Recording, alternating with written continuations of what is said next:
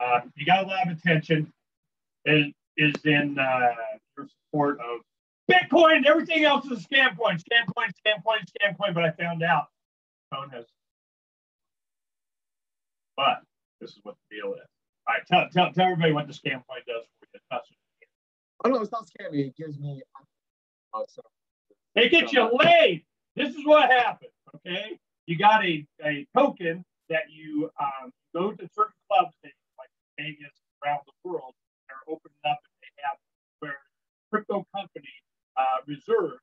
You know, they got the one nice VIP booth for our crypto friends.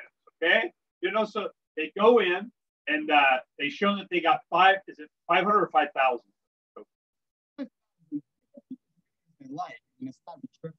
Yeah, it's not like you're going to make money on it, but you know, the thing is, you got 5,000 of these tokens are in your wallet. You show the door and they let you in. Oh yes, absolutely.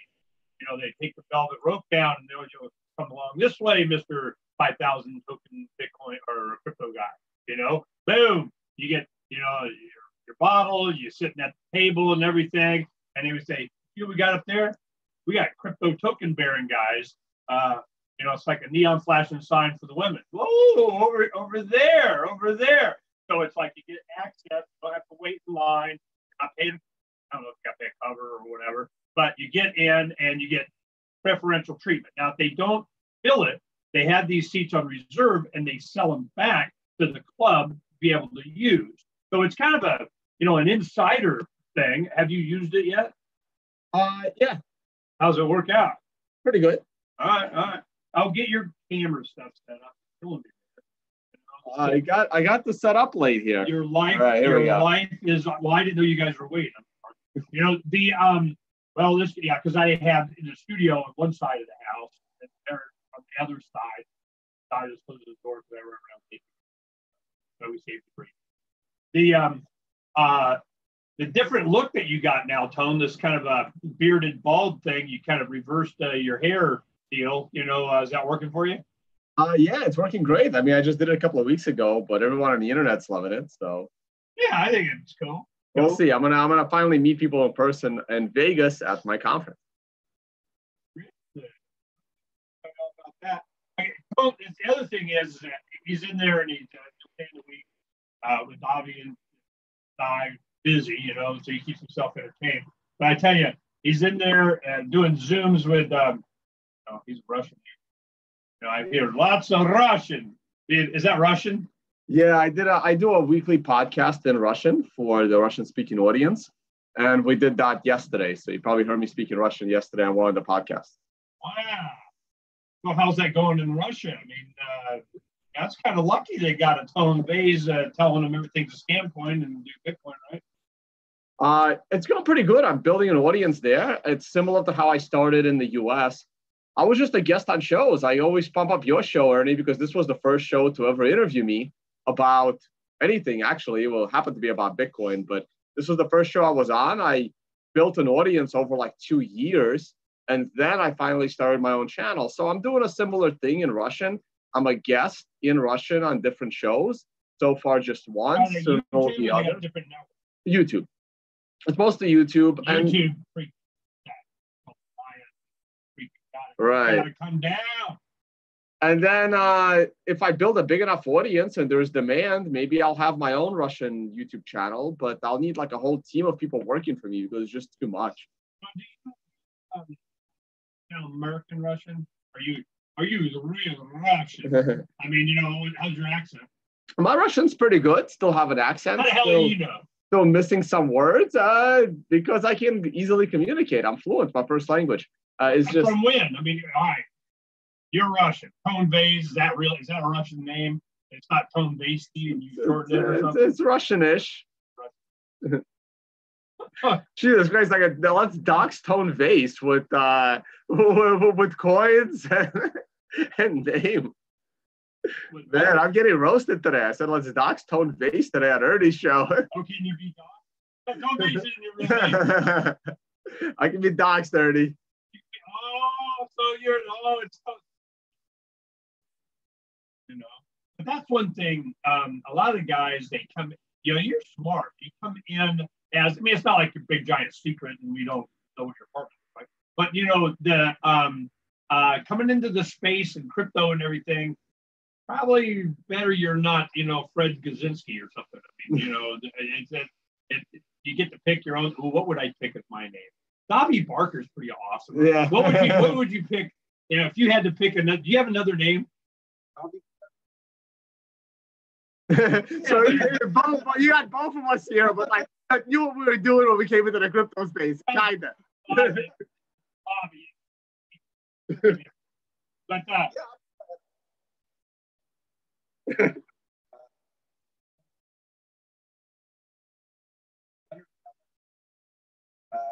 I knew I shouldn't open that. I'm Ernest Hancock or Ernie. I'm so boring. We'll be right back. There's lots to talk about. We'll get caught up.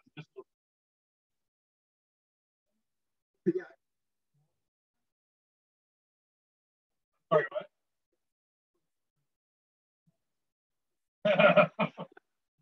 I keep track. I want to know what your handle is, you know.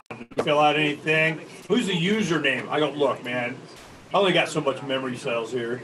You know. Well, when I used to do a magazine, if I didn't have a particular position on the magazine field, I would just create one. And so there'd be a persona that did that job, and I just did all the jobs that needed doing. But it looked like I had a full crew.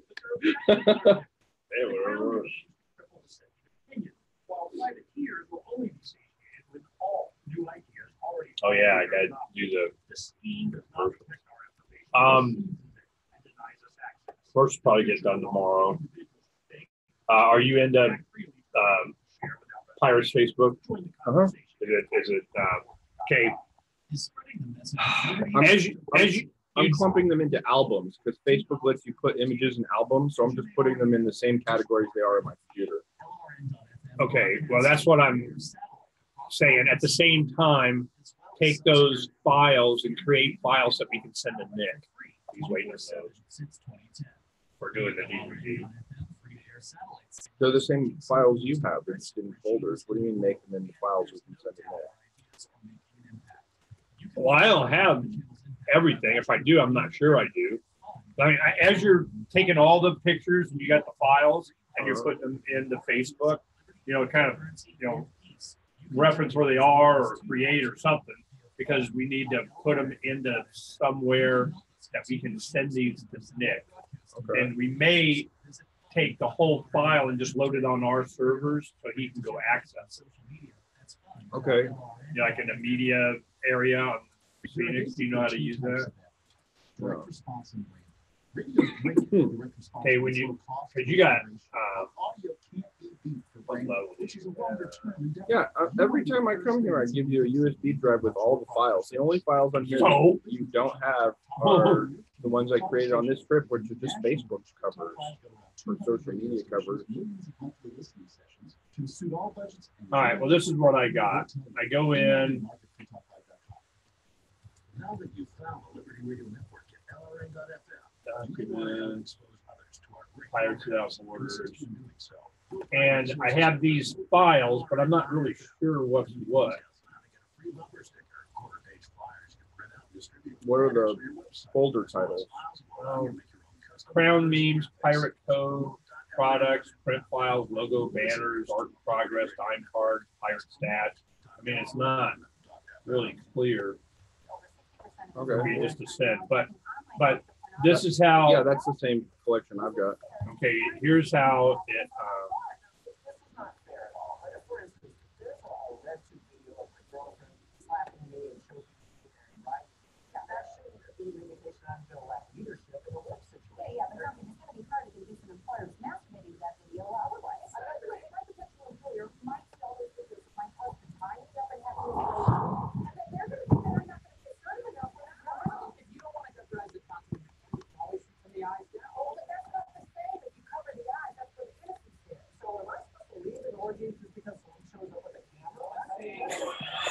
What are we listening to? It's the Onion bullshit. No, it's funny though.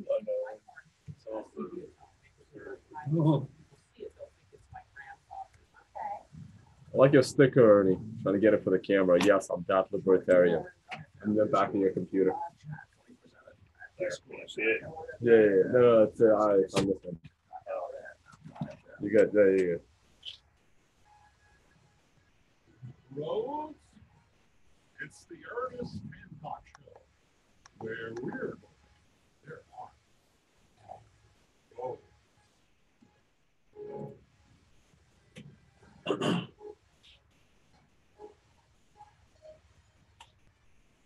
Da-da-dum! Okay, one thing that we had some of our crypto trading guys.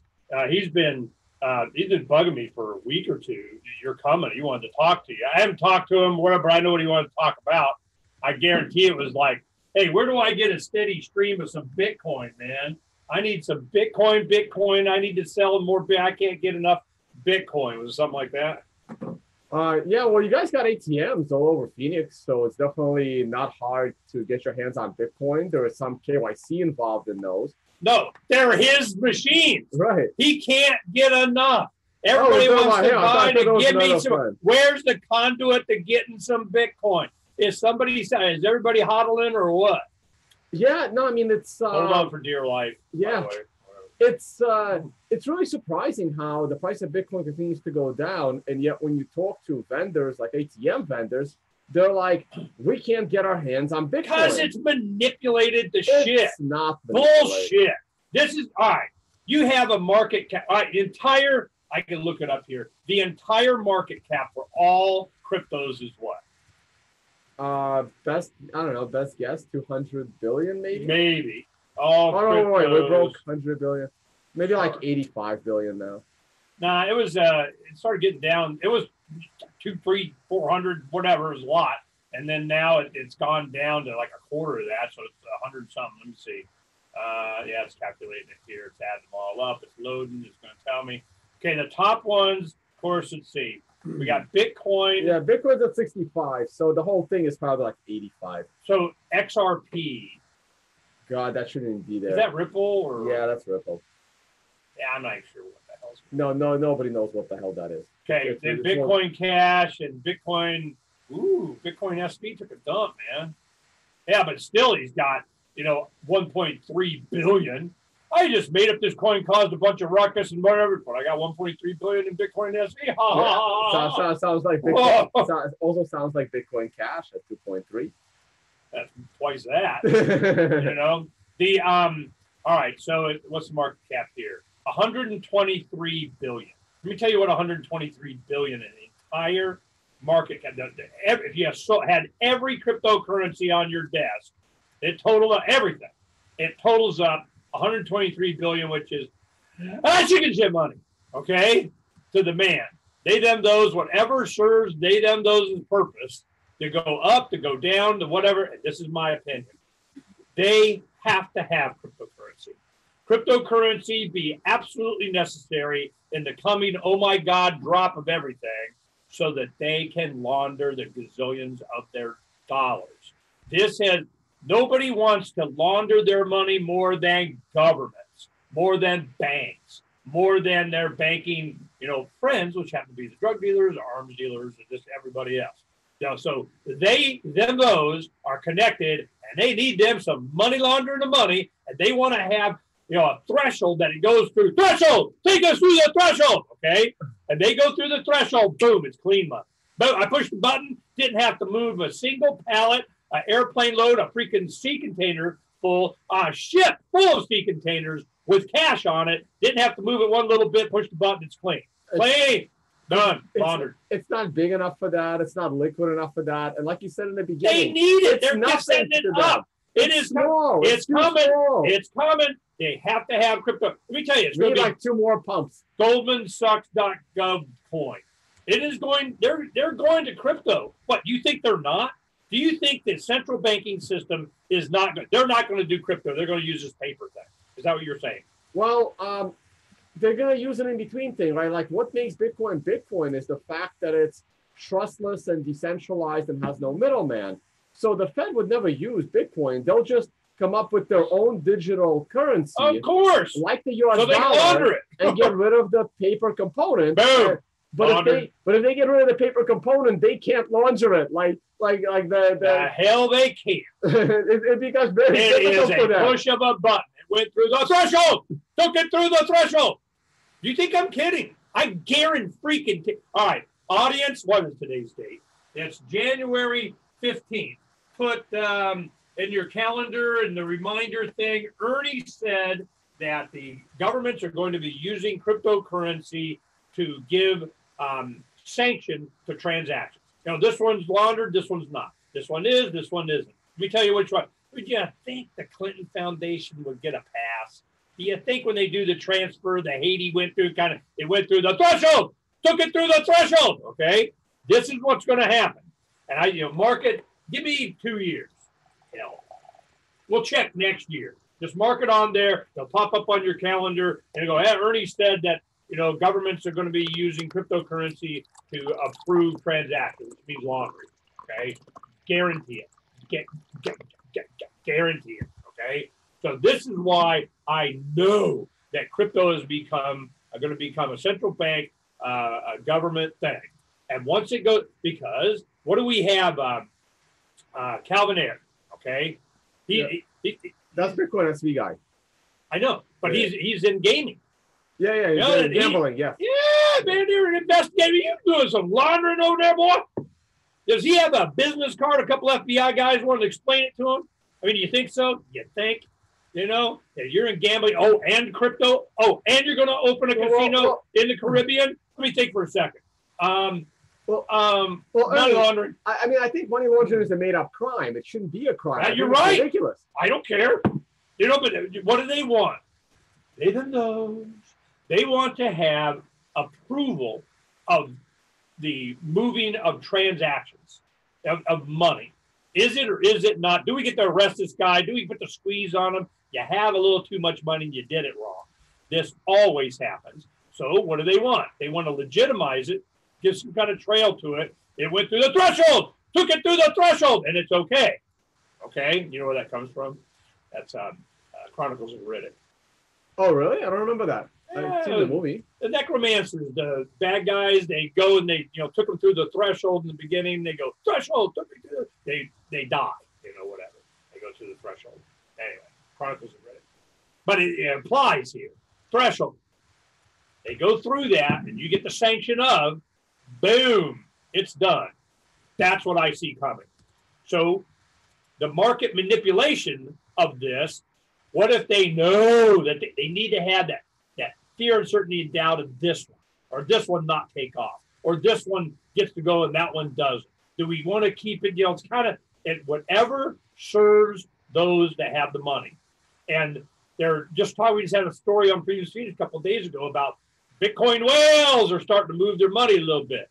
There's big, giant, haven't touched them for years accounts that are going, we're just moving a little bit over here and there. You've been hearing about that, Tone? Yeah, but we're always hearing about it, right? Like it's, I don't know. I trust the price. The price tells me everything, and the price is still going down. So we're not ready to reverse yet, and some people are going to feel the pain. Let me put it this way. We'll talk about that because Tone's all charts. He's all trends and charts and stock, and in fact, he just gave a class here in Phoenix. He's making some cash, man. You want to join my thing? $1 billion. I'll tell you all about it. How to trade, do and that crypto thing. So he's doing it around the world. We'll talk.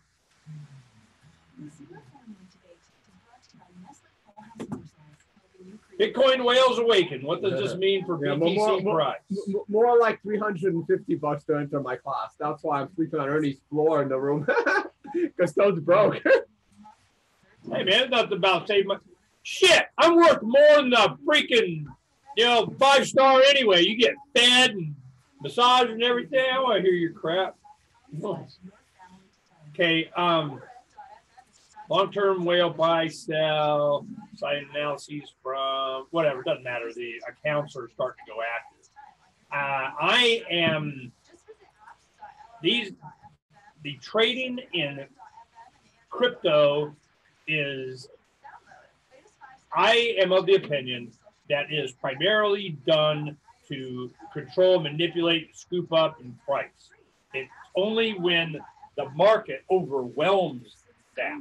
But you can't overwhelm it. When people go, I want it, boom, and they don't want you to have it, they'll buy it as the price goes up, which starts this buying frenzy.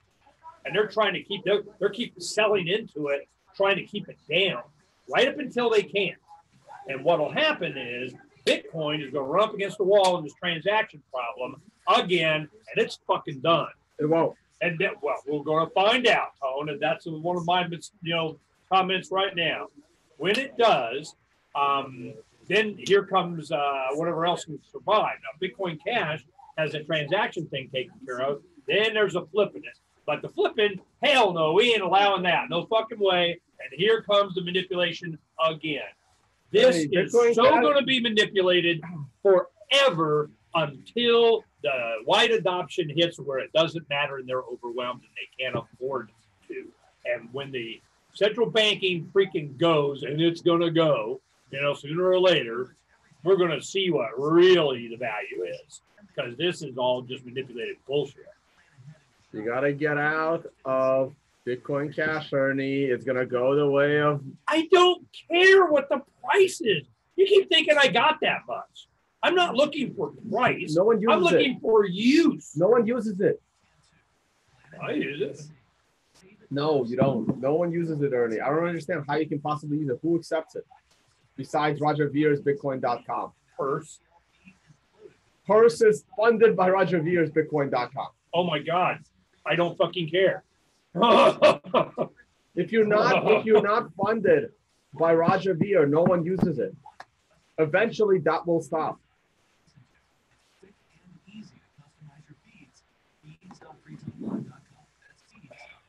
You're missing the point. Is it fast, cheap, available? Does it work? Bitcoin, yes. It's been this way for over a year now. A year is being shit. Hasn't been stress tested yet.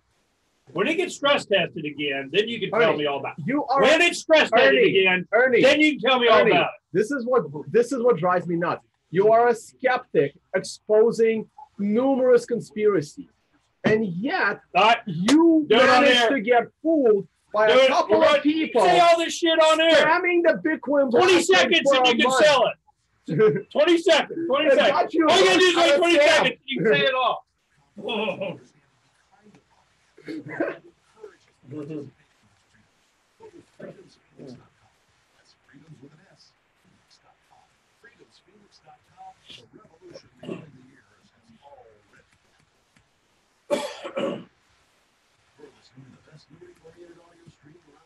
Okay, get ready to comment on this shit. I'm gonna rant. He's gonna yell at me, and then it's your turn.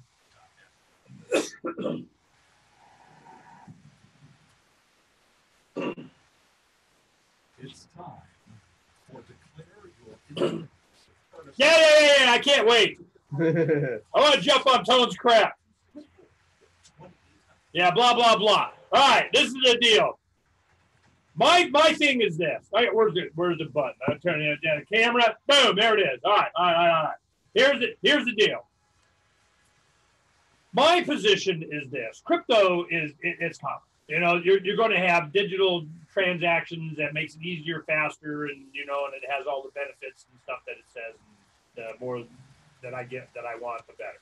And if you go to pirateswithoutborders.com or go buy the book on Amazon, Letters of Captain Mark de Plume. You do on the author Mark de Plume, it pops up.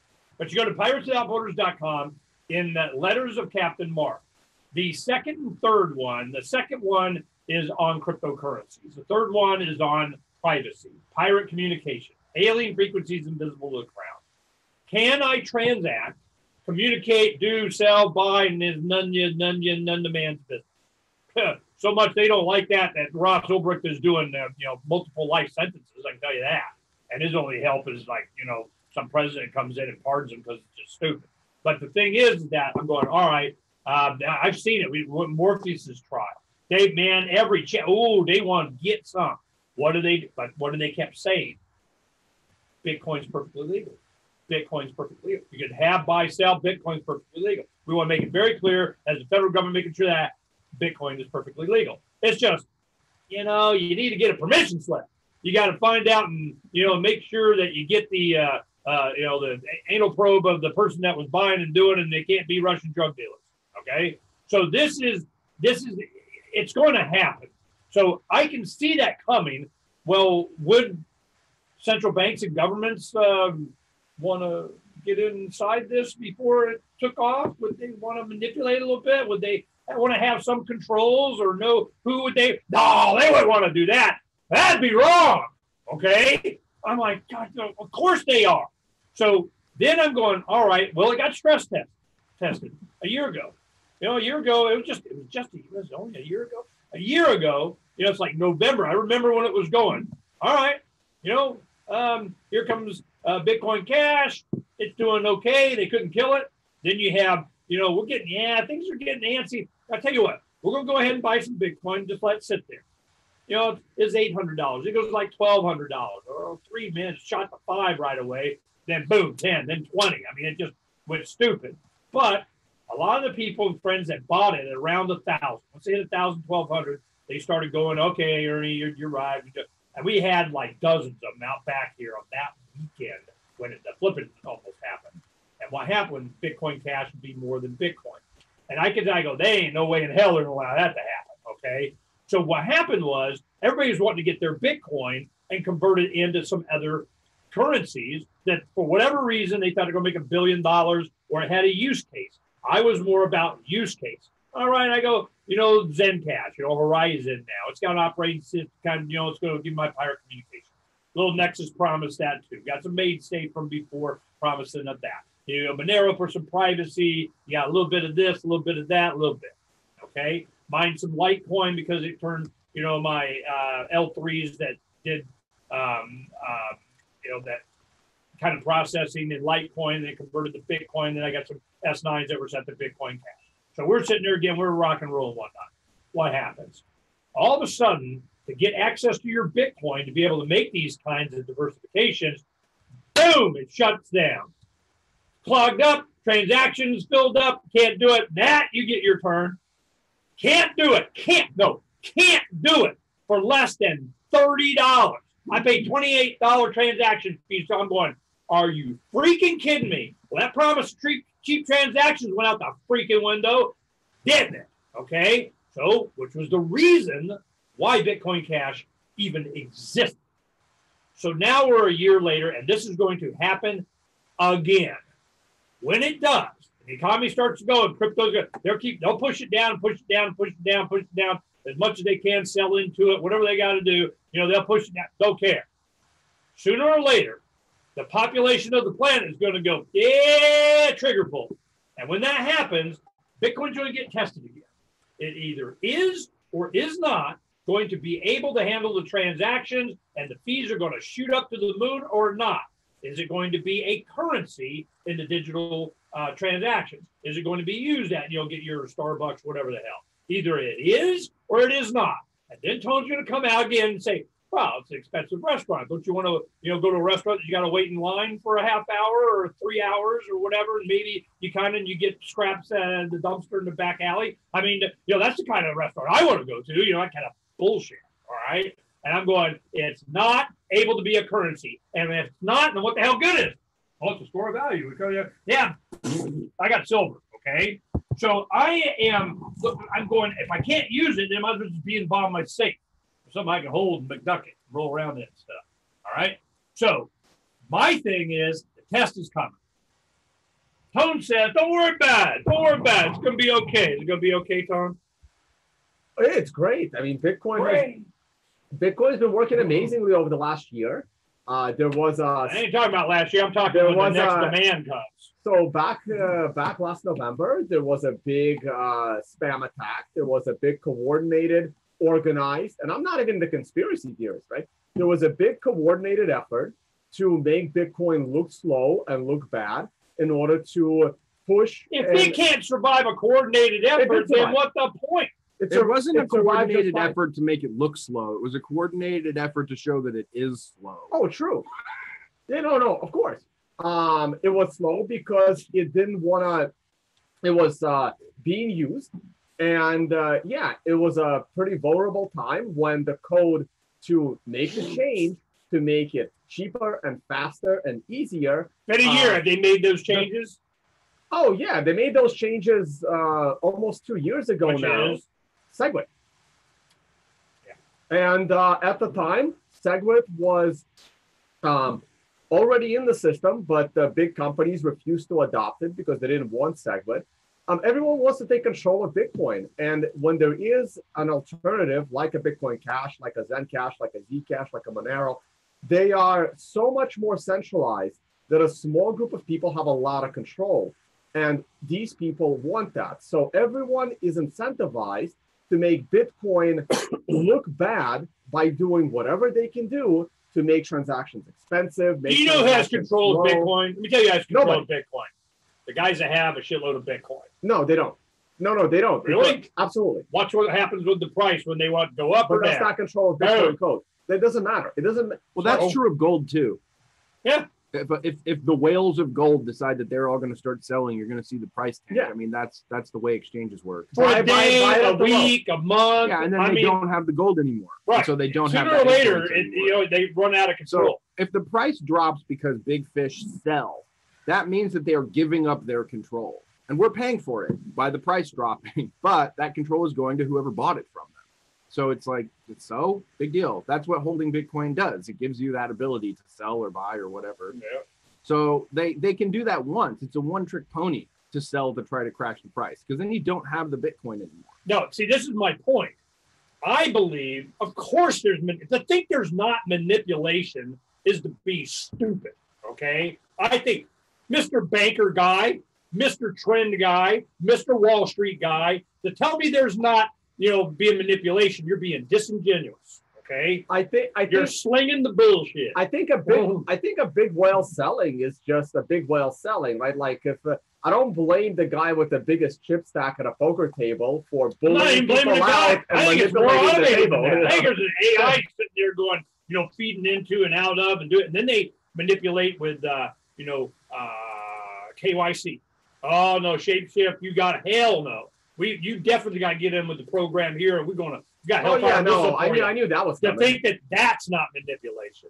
To think that governments don't assert their will and that being manipulated. Hell, all the letters about Captain Mark is all about the crown manipulating. Okay, to say there's not is to be naive or disingenuous, which is another word for lying your ass off. Okay, so my thing is it's coming, and there's going to be an overwhelming demand for something else other than this fiat thing. When that happens, we're going to find out. We're going to find out. And it be a coming. We'll talk about that coming a little bit. Hell no, you ain't getting a free ride. You realize how much easier it is to manipulate Bitcoin Cash because less people. Doesn't matter. The point. Oh my God, that's the only thing that matters.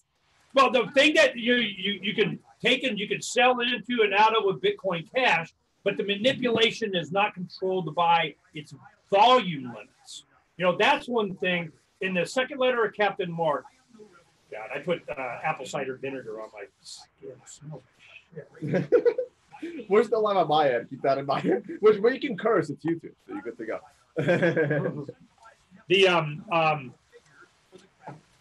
If I have a market that can seek its own price, if the market can do that, if it can be traded, well, then you're going to find out what it's worth. It's whatever somebody will freaking pay for it is.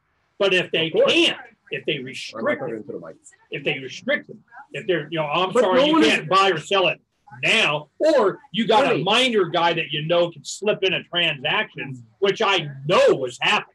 Ernie, they go in here, put this into your... Ernie, you're speaking like you got your conspiracies backwards. You're speaking as if there was this magical person that somehow prevented you from doing a Bitcoin transaction. It's how Bitcoin was designed. Oh, yeah. To prevent. Exactly what Davi said. It was not to slow it down. It was to show it was slow. Bitcoin was designed to prevent bad actors from abusing Bitcoin. And the way Bitcoin was designed to do that that if someone wanted to spam Bitcoin and make it look slow, the cost of that has to go up. And yes, it affected people that were not causing it harm. But those that were causing harm... Why can't you have a currency that likes being used? Why is that not a trait? Because it's technologically not sustainable. And it will break down in the future. Because there's only so much data. There's only so much size in the block? Because you only have so big a block? Is that it? It has to be this way because you can only have this size of a block. Because if the block starts to get bigger, the decentralized nature of Bitcoin goes away and it becomes the government's coin. Make that connection. Wait till we come back. You can make that connection. Sure. Explain it to me. You got something to say on this, Davi? I'm just listening at the moment. I want to hear what this point is. Yeah. All right, we got 1 minute. So I got pins posted, stickers posted, T-shirts posted. I got all the Crown memes posted. I got all of the Kaepernick memes posted. Are they pretty easy? You got to do them one at a time or what? You can kind of grab them as a group to create an album. But you got to do it one album at a time. And you got to do them one at a time if it's not an album.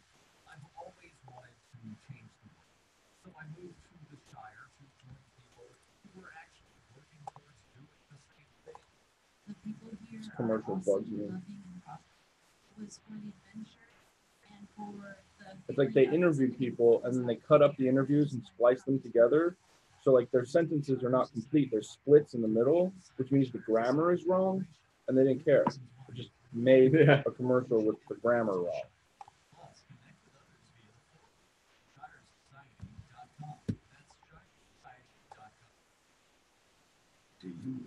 And I mean, it kind of works if it's conversational, but you can hear the splits in the audio, so you know it's not conversational.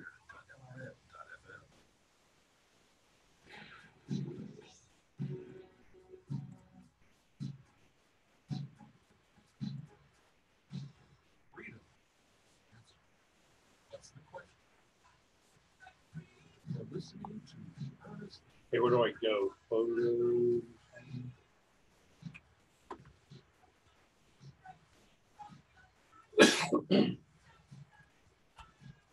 Uncovering the secrets and exposing the lies. But Tone wouldn't lie to me. He's just campaigning. Okay, this is Bitcoin either is or is not going to demonstrate itself to be what the promise was, a worldwide, anybody, everybody currency, store of whatever, having the ability for me to buy from here and there and everywhere and not be a problem, and I can do it and I'm not limited and whatever. But you're saying the limit on the ability that I can transact is a feature, not a bug. Yeah. So let me back up a little bit. So let me start with saying like Bitcoin can't promise you anything. Bitcoin is code. If someone promised you something, it was a person. It was a person that interpreted something. Folder. Yeah, I'll grab it. It was a person that interpreted what Bitcoin will be, and that person promised you something, and that promise turned out not very true, and then that person got very upset that it didn't meet his personal promises. Anyway, let's get back to it was a feature. Satoshi put in a feature of 1 megabyte block size limit. There's two things there. One, he underestimated how easy it would be to reverse that. Right? He's like, oh, we'll put in a 1 megabyte block limit for certain reasons because we don't want the size of these blocks to get out of control, and I'll talk about why that is in a minute. But other than that, I think when he did that, and don't hold me to this, people on the internet, he also said, hey, we can always go back to a bigger one in the future. And that's not exactly accurate because you can't convince everyone to upgrade software. So it was a one-way move. And a couple of core developers actually want to make the block size smaller, which would also be a one-way move. I'm not in favor of that. Now, yeah, but why? I mean, why not, 500 meg? Why not one? There are some prominent people that have a very good argument that it should be a lot smaller, not even 500, like go down to like 500 kilobytes. 300 kilobytes, yeah. I mean, why? Why not? Well, here's why. And why an arbitrary limit? Where did that even come from? Well, let me explain now, right? So Ethereum is now having this problem. I think Ethereum is about to die. And one of the reasons Ethereum is about to die is because their blocks are too big. What happens is, for example, in my house, I have every single Bitcoin transaction that has ever taken place. That's my node. That's what actually decentralizes the network, not mining. Mining is just machines. Anyone can plug machine into a wall. Basically, even if all the mining of Bitcoin is taking place in like one warehouse, that still allows Bitcoin to be decentralized if there are 100,000 nodes all around the world. I am one of those nodes in my house. I don't know if you are, Ernie, but you could be. And what allows that node to happen is the fact that it downloads a 1 megabyte block every 10 minutes, and I'm able to verify my own transaction. Okay, so your computer can't do 2 megabytes. Once it goes to 2 megabytes, it's probably okay. But as it grows, then it goes to 8. It was 1 megabyte a decade ago. I mean, are you freaking kidding me? Right, but remember, 1 megabyte every 10 minutes forever.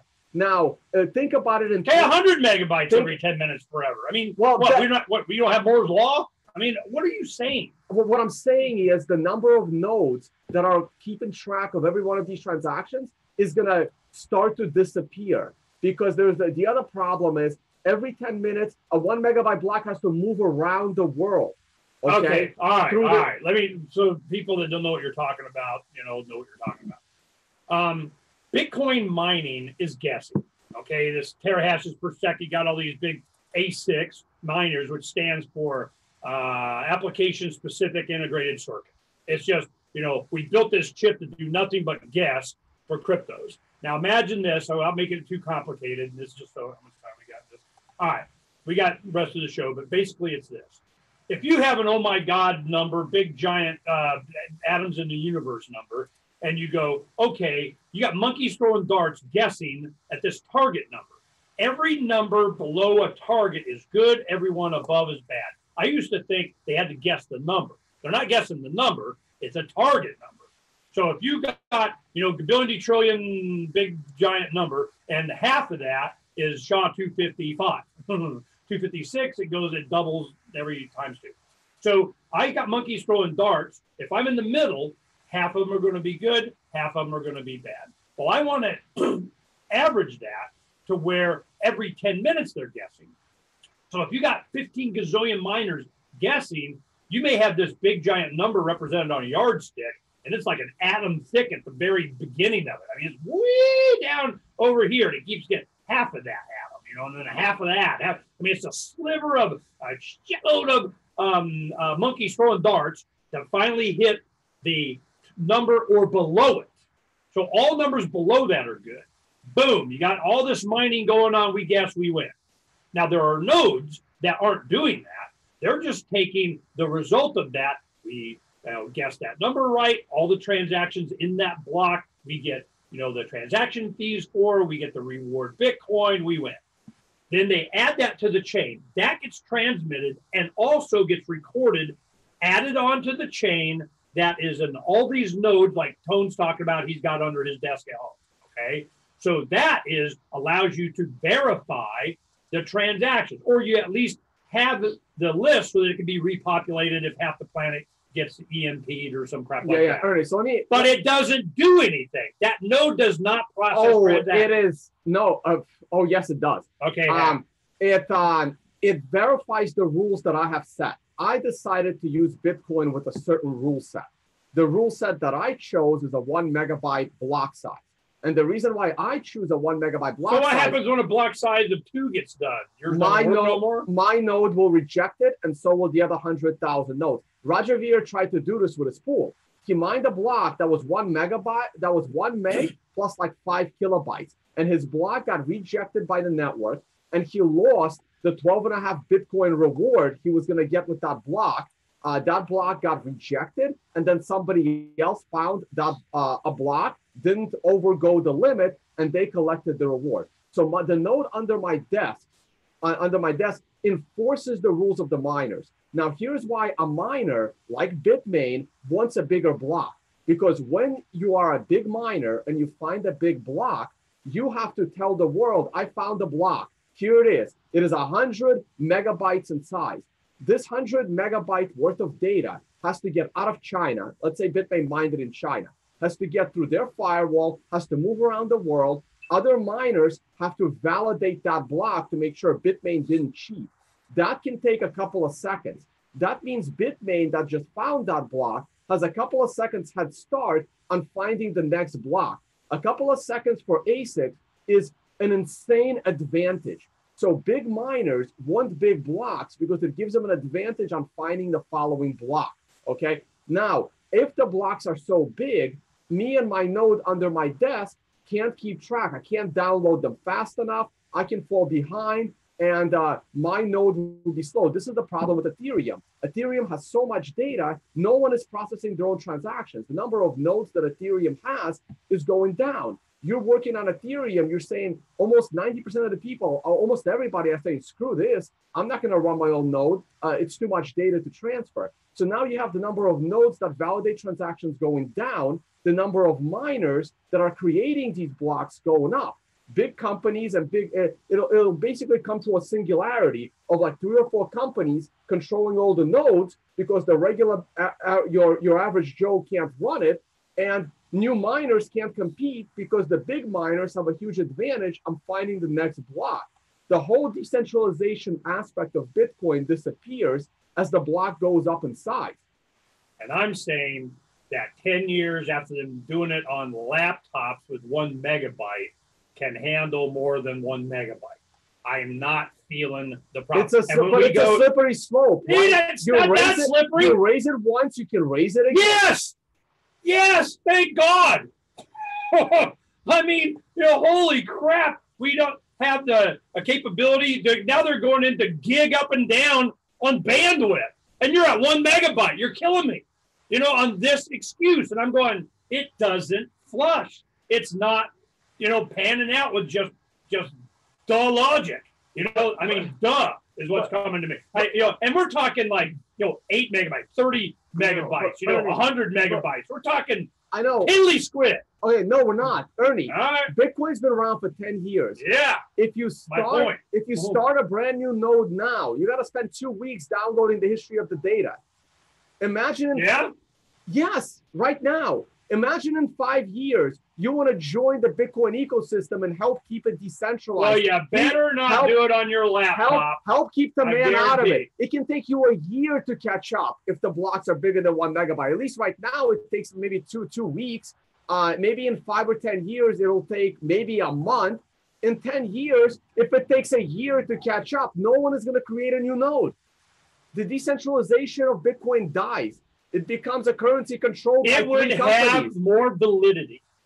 With the man. It would have more validity to make this argument if you were to have a chart or a number or something that would demonstrate the actual decentralization being a problem because of the processing comparison with 1 megabyte 10 years ago and whatever the equality is now. You want me to show you a paper? It was written in 2015. And tell me what I guarantee 10 megabyte blocks are not going to be out of the norm, and the increase over 10 years. I guarantee that. I guarantee that. And if you're telling me anything other than that, you're bullshitting me, Tone. Can I show you a research paper from 2015? Can't wait.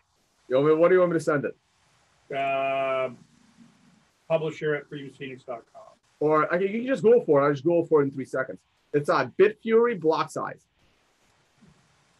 So just Google Bitfury, Bitfury, and then space word block size.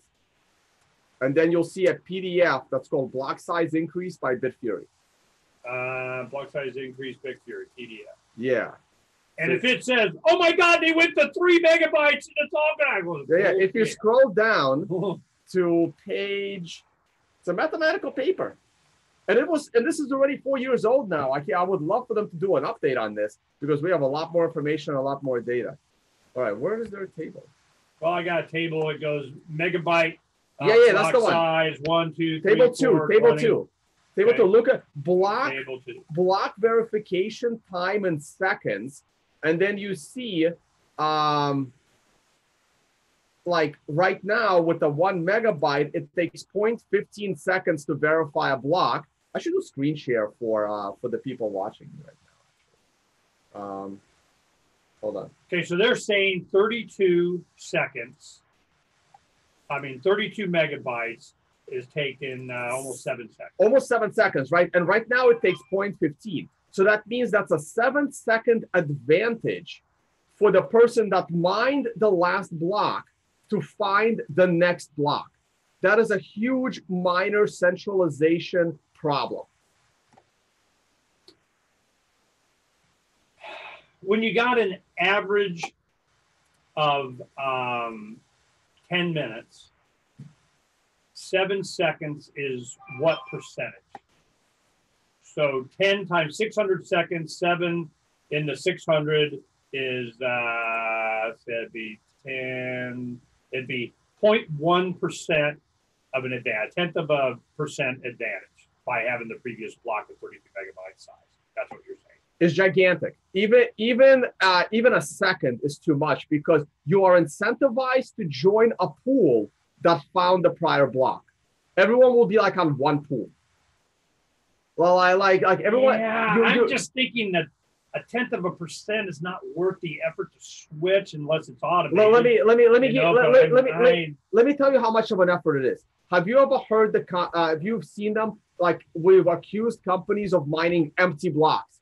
You mined a block, you didn't put any transaction in it. Yeah, because you just want to get. Let me tell you why that happens. Because it saves in processing. No, because here's what they do. If someone found a block, right, and you don't want to verify their block, if you don't want to spend that 7 seconds verifying their block, you're gonna say, hey, that guy found a block. I trust him. I will follow the fact that he found a legitimate block, but I don't trust him enough to put transactions if I find the following block. I'm going to do it empty. Every time you see an empty block. Why would they care? Because then. If they're going to do it, they're going to do it. I mean, I don't know. No, because that's the problem. Unless you verify the block, you can't put transactions in. So anytime there's an empty block, that's because someone was too lazy to validate. Most empty blocks happened immediately after. You'd be surprised how many blocks are found within a second after a prior block is found. There are times when you can't find a block for 3 hours, and there are times when you find a block within a second. You know, I got a text. If you zoom into here, they'll get better audio, and you can use the cameras and so on. If I zoom into what? You do a Zoom meeting into the show. That might be complicated for you. I just click a button. I don't care. Sure. And your channel will be that camera. I'll think about it. Yeah, maybe tomorrow we'll try that. See, this I'm looking at. Okay, I agree with your. Well, all right. When we come back, we'll do this, and we'll keep this chart up. And I can share this screen right here. Take a look. Well, there. Well, yeah, but I'm already sharing it. Like my audience sees it as well. All right. Like I'm already sharing it on the live stream.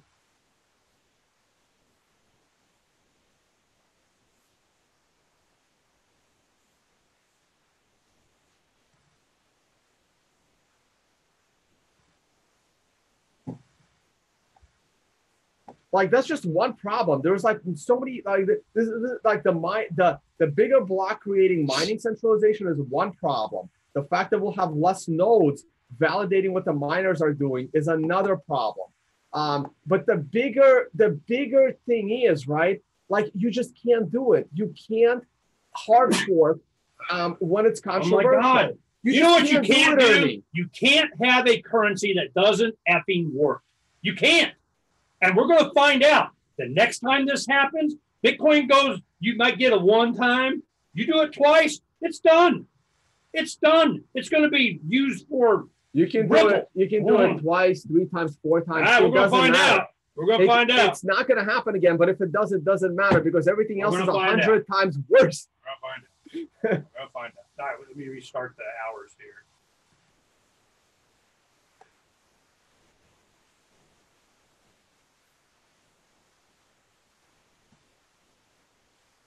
What the fuck? What's going on?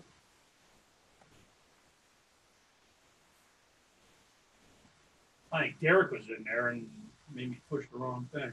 Yeah. Start streaming. I have Derek on. Well, I was trying to stop he made me miss. Okay. Well, he's working, we're just getting really slow service then, so it keeps jumping us off the site and everything. And he said it's probably us here, it's bandwidth, it's not streaming. Well, it's because of him. I'm not taking up that much, man. I can go to my own hotspot. Yeah, do that.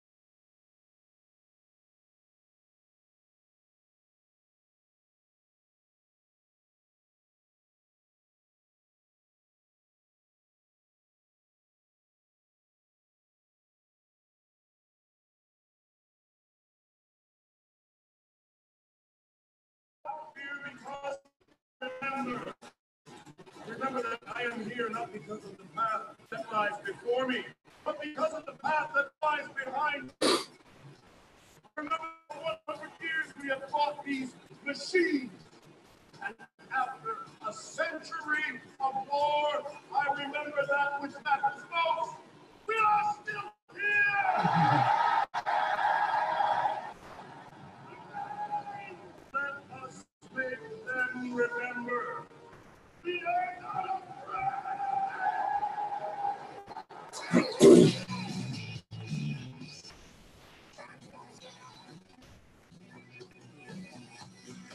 All right, we're recording on the video, but the streaming, you go to LRN and listen at freedomsphoenix.com. Click that and get the live stream, the recording. Derek's working on the streaming.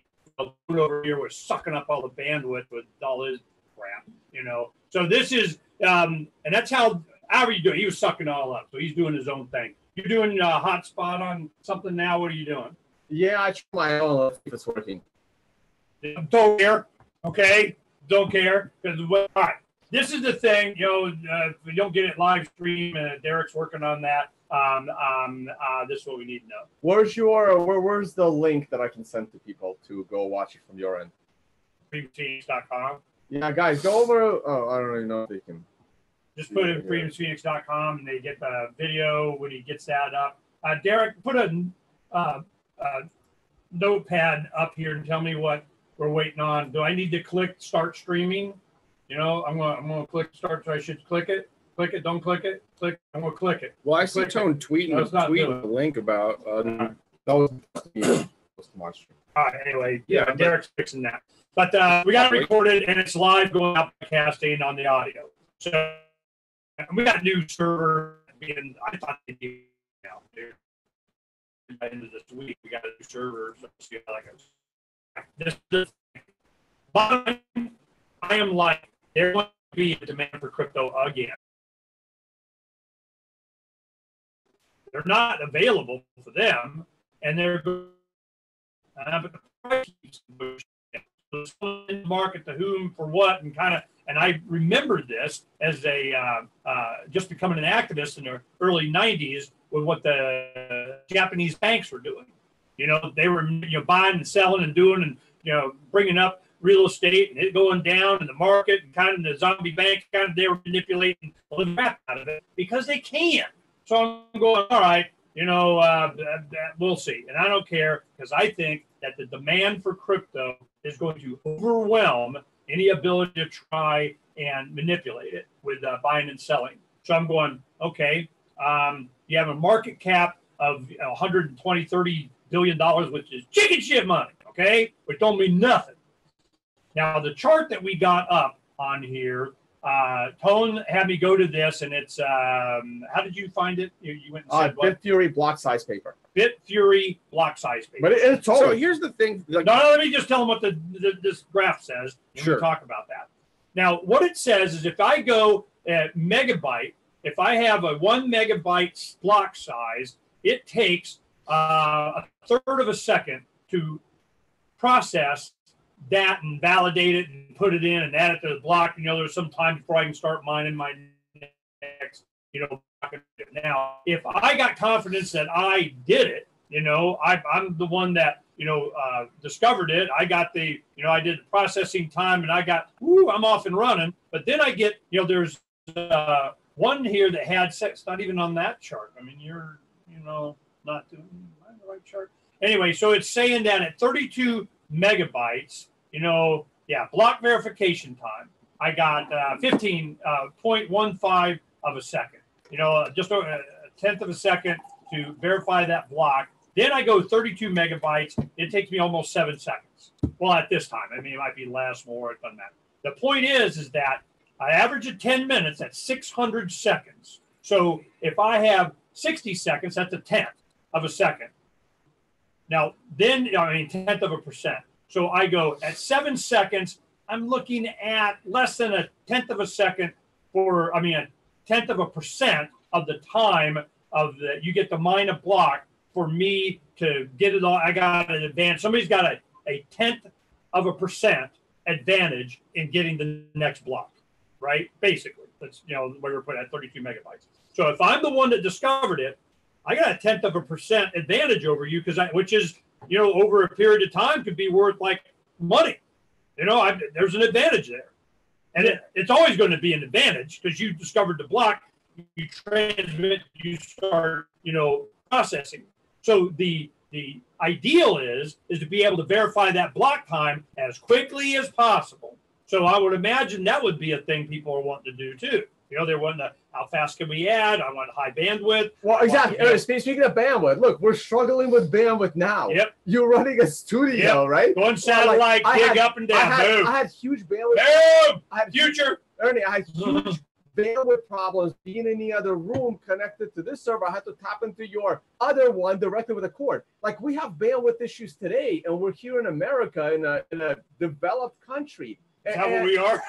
Well, that's the thing, right? Internet. I mean, we still have a problem moving a 1 megabyte block size around, clearly, because I can't stream off of the same router, right? Like you can't say that. Yeah, it looks like the we're streaming's that much going advanced. again, so everybody can go to the video stream. You see this video, the graphic. So, like, I'm sorry, like, our technology of moving data around the world is absolutely terrible. So the block size is at 1 megabyte. I don't really want to go smaller, but it makes sense to go smaller. To be honest with you, I just don't want to, go smaller and then stuck on a smaller block forever without the ability to go back. And that's the other problem. Like, the debate was pointless because you can't go the other way. It's like, it's like, what was I putting toothpaste back in the bottle? Like, you can't. Once you went to a smaller block, it wasn't even an option. It's like you and I are debating where we're going to do a radio show, where we're going to do the radio show, and you're telling me to do it on Mars. And I'm trying to tell you that, well, we can't do it on Mars. And you say, well, let's compromise in the middle. Well, we can't compromise in the middle when one option is an impossibility. Like, I'm sorry, like anyone that thinks you can just tell the world to go update. Half the world is still running Windows XP. This is what happens. There's alternative. All of a sudden, Bitcoin Cash, I'm tired of fighting with you. You got other, cryptos out there, and I know they're all scam coins unless they get you laid. But, the big thing is you go, Bitcoin Cash says, okay, fine, do what you want. Peace out. We're over here. No, you must stop. Then here comes Craig Wright, goes, no, you're doing it wrong. You must die. You're not compliant enough. And I'm going, damn, man, what the hell do you think this is all about? Ernie, but you agree that in a free market, the most efficient thing's going to win? Absolutely. Right. And that's Bitcoin. And that's why I keep trying to find out. Why are we not going to find out? Because it's obvious what it's going to be. That's the thing. You're going to find out, but you want to find out and not have it cost you your life savings, which is what I try to explain to people. Efficient at what? This is again what we were talking about. Yeah, distinction between economics and what was it? Catalytics. Yeah. Whatever. I think it was It's catalactics. Catalactics. And it's the idea that when you say, as soon as you even ask the question, which one is more efficient, it's efficient at doing what? Like you've got a goal in mind, and that's what you want it to be optimized for. When in reality, like I'm coming from a place that I don't have a lot of technical understanding about block size and why that's important. But what is important is that it can be exchanged. And that's what catalactics is, as opposed to economics is, the study of exchange. So if it can still do that, if any of them can do that, there will be a market for them. Okay, when we come back, we'll get into what catalactics is and how we came across that and how it applies, because it's a good point that I think Tone and the audience would get benefit from. We'll be right back.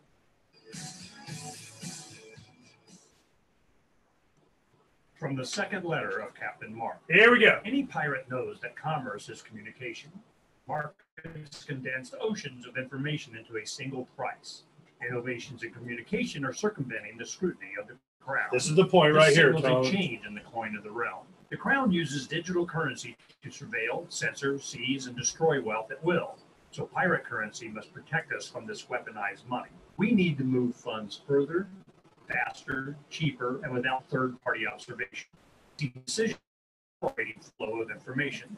So pirates require nearly instantaneous transactions with no arbitrary limits on volume or artificial influences on fees. Most importantly, a pirate currency must preclude centralization. Otherwise, it will become another link in our chain to the crown. A superior currency will result in the obsolescence of the coin of the realm and the extinction of the crown itself. Trade above the grid. Join us at pirateswithoutborders.com. Want to finish it off? I just heard the end. Yeah, that right there, man. That isn't freaking the point. You know, I need to transactions freaking cheap and fast and easy and, you know, none of your business. And, you know, that's the value. And we'll get into the, I got to talk to Derek a little bit. Hey, Derek, is the volume better? Just a little more. So it's peaking under the arrow below. All right. That makes it really loud for me. 1, 2, 3. Is that see, I don't know which one's going to that PC. Which one is going to that? Which one?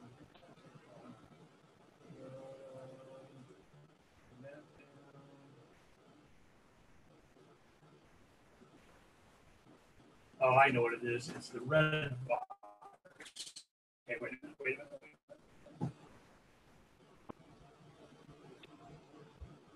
Okay, how's that? Oh, that looks like it's peaking. Peak. It's probably clipping. Peak. Okay, how's that?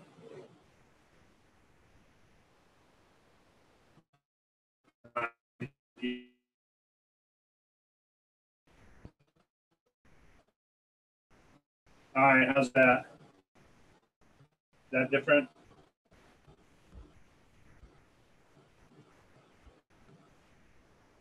All right. One.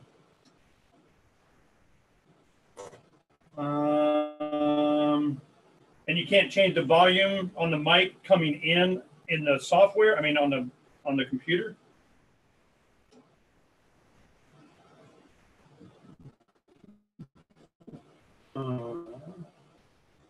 Yeah, see that. Well, how low is it? I mean, is it inaudible? I mean, what's the problem? Yeah, I see it's maxed out.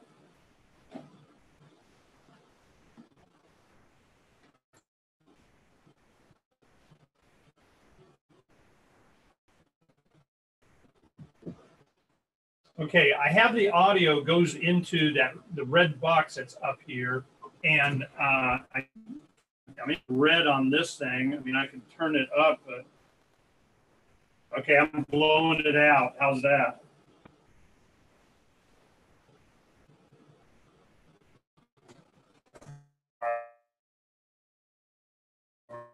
stupid killing. All right, we'll work on it later.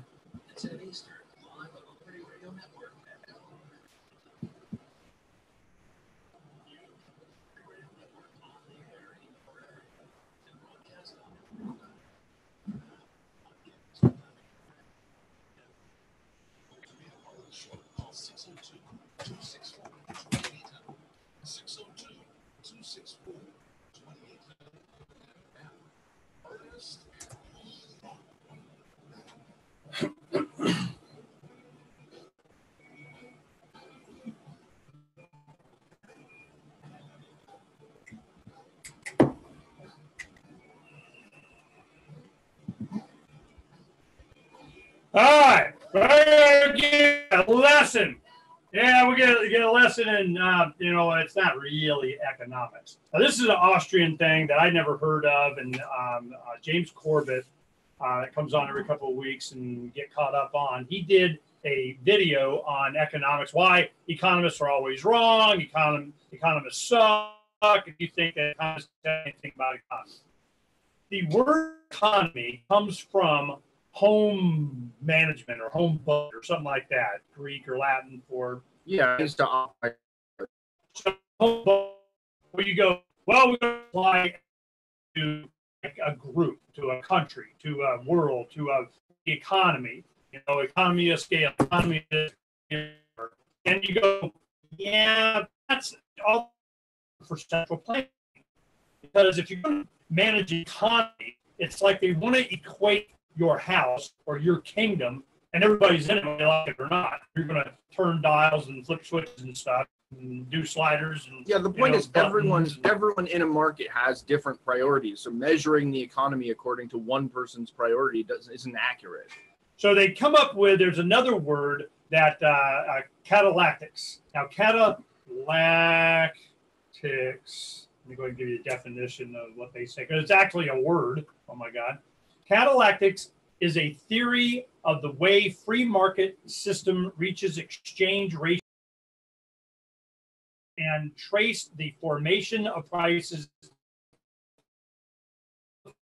An agent makes his or her choices. It explains prices as they are rather than as they should be. So what catalactics is, what is a Bitcoin worth? It's worth exactly what somebody's willing to pay for it. For whatever reasons. But it's also the price that a person is willing to pay for it is not always based on the same thing. Everybody's excited about it for different reasons. Subjective. So to say that the cryptocurrency that's most efficient is going to win, well, the question is efficient at what? Exactly. If it's most efficient at facilitating the banking industry, then that's not the cryptocurrency for me. Okay, so what is more efficient at? Second letter, Captain Mark. It's more efficient at capturing the interest of Roger Ver. That is correct. That is the correct answer. That is the correct answer. As someone who's known Roger Ver for a decade, like that has a reputation value. It has value to me. Ranked the number 10 most influential people in 2018. A lot of influence. Yeah. Well, when would the influence go away? Wouldn't everybody go, I don't give a crap what Roger Ver says? The influence goes away when Roger Ver comes out as a white nationalist or something else like that. Like at the moment, I believe that Roger Ver adheres to the principles that I've talked to him about for decades. So like that's why his opinion matters to me, is because I understand the principles he's drawing his opinions. Like he's using similar principles to me. He's just more educated than me. The second letter of Captain Mark, instead of us endorsing a particular crypto or not, we endorse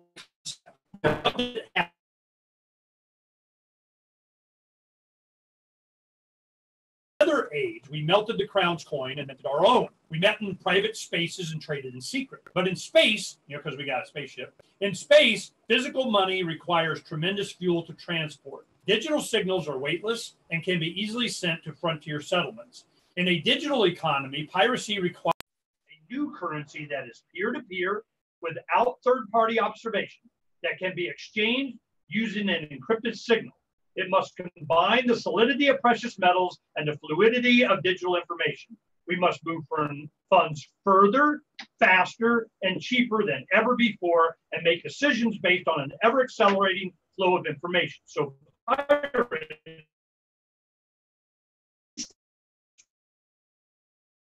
no on, and I'm saying arbitrary volume and artificial influence on fees. That's why we put that in there. Because if you limit, the volume of it, of course it's going to have an influence on the fees. You think the miners aren't, you're talking about, well, the speed and the advantage. They go, bullshit. They love having a low blockchain size arbitrary limit because they get a shitload more in money from people having to get to the front of the line with paying a high transaction fee. To not say that is to be disingenuous. Okay, so I'm arguing with you guys because the most important thing to you guys is I get to use it. Quickly, so why don't you use PayPal? I do. And then they shut you off. I don't use it more than $10,000 a year because that's where it trips an IRS. Right. We got cards and PayPal. I see you got more than $10,000 in Chicago. Yeah, but I spent about $1 gazillion and we did that. I mean, so there are instances where PayPal is more efficient, not the least of which is there are more stores that want to use it, but that doesn't mean that it. See, Cadillac, the point of that is not what they think the economy is. Cadillac is hotel, retail, what, it doesn't matter. It's like, why is this of value to you then? Why did you pay the $26 fee, to move your $1 of Bitcoin? Do that because what parties when it started, I'm giving, back in the day, yeah. you're just giving a bunch of them. And then of course, I've done that with people getting, $5, and then it became like a lot, and they're like, holy crap, man, I want to get, well, it's not the same now, So when you do that, it would be nothing in a transaction. It'd go immediately, and it was nothing. We were pimping Bitcoin back in the day. I mean, you remember parties here all the time. I gave out Cassatius coins as Christmas gifts when they were $5. Right. I got my first. Very happy with those. Hey, I got my first Cassatius coin. I think it was $3 and something. Yeah. I still got the original with the with the misspell on it and everything. So I'm good. I got that one. And when it was 20,000, I almost go, yeah, I should in for 21,000, and do a big woohoo. I did it for Bitcoin Cash, and Roger and I were going to make a big deal. And it just kind of, it's too much of a hassle because you couldn't, because the transaction, it was just a pain in the ass. Never mind, I'll set it over here. Now the thing is that when you want to use it, the value to me is the ability to transact. To have a low transaction fee, and I'm not, we have a party, and I give some. It cost me $3 in a transaction. I'm going, God, important is it working? Is it working? And I go, not for me. Talk about your commie shit all you want. To me, is it works, and it does a high transaction. Bitcoin is cheaper today to use than Bitcoin Cash. You just God. All right. There's going to be another test. Here we go. That might be true. I don't know. I mean, it's cheaper to use in the sense that I haven't lost as much money. Well,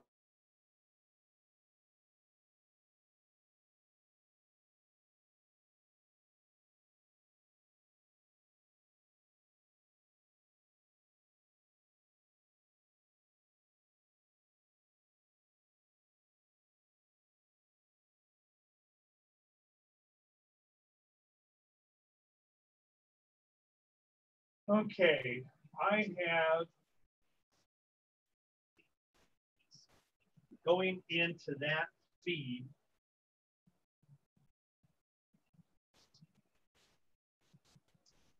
what I mean is, like, if the price of one drops 50% and the other one drops 10%, even if the fees are higher, it's more expensive to use the price. Okay. Like, I don't know how else to say it. Like the fees, it was a one. What happens when it's two? What happens when it's three? Ernie, you have to understand that people wanted. I don't want to name names. Do I get to count as people? Ernie, there was a group of people that wanted to manipulate others like yourself to have you buy into their currency. It was to their advantage to spam Bitcoin and to have my advantage to see if it could be spam. Ernie, it is to certain people's advantage to get you to use their bullshit. Okay? Now, they continue to tell you that story. The reason why Bitcoin Cash is cheap is because no one is incentivized to make it look bad. It has even more insecurities than Bitcoin.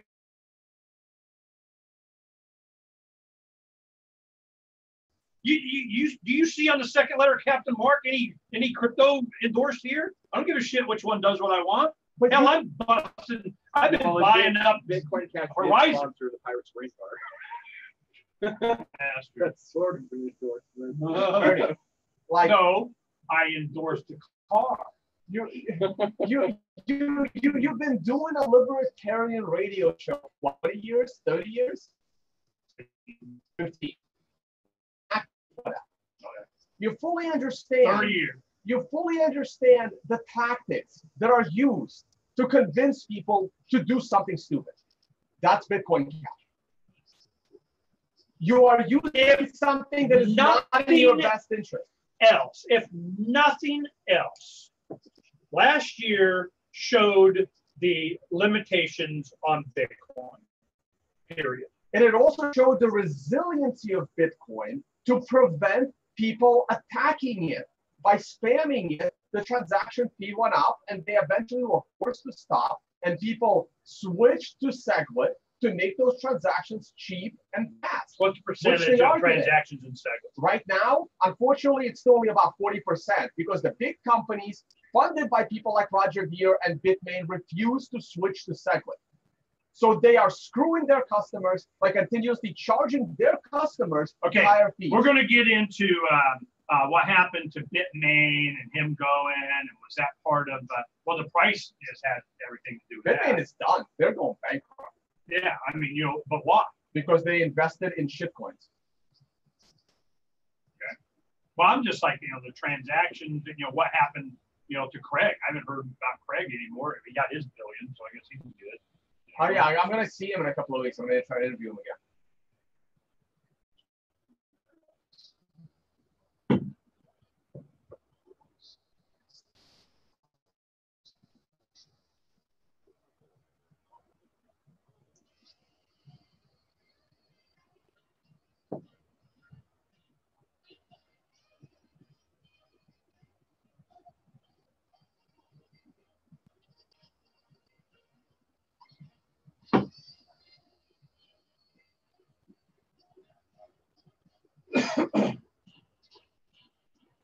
Welcome back to Declare Your Independence. Wait a minute, I got to finish mopping up the blood off the walls and everything here. It's been getting, whatever. Toad's a good friend. I've known him a long time. We're fine. But I tell you, we definitely get spirited on this issue because the catalactics, which is, I'm enjoying this word because the definition of it and the use case for it is much closer to what determines prices. Economy, that's just another word for central planning. I'm going, let me tell you what Bitcoin's worth. It's worth exactly what somebody will pay for it. That's what it's worth. Or, and what they're willing to pay for it is, its features, what it can do, how it works, why it's of value, why it's, important to me. Well, I'm big pepper on,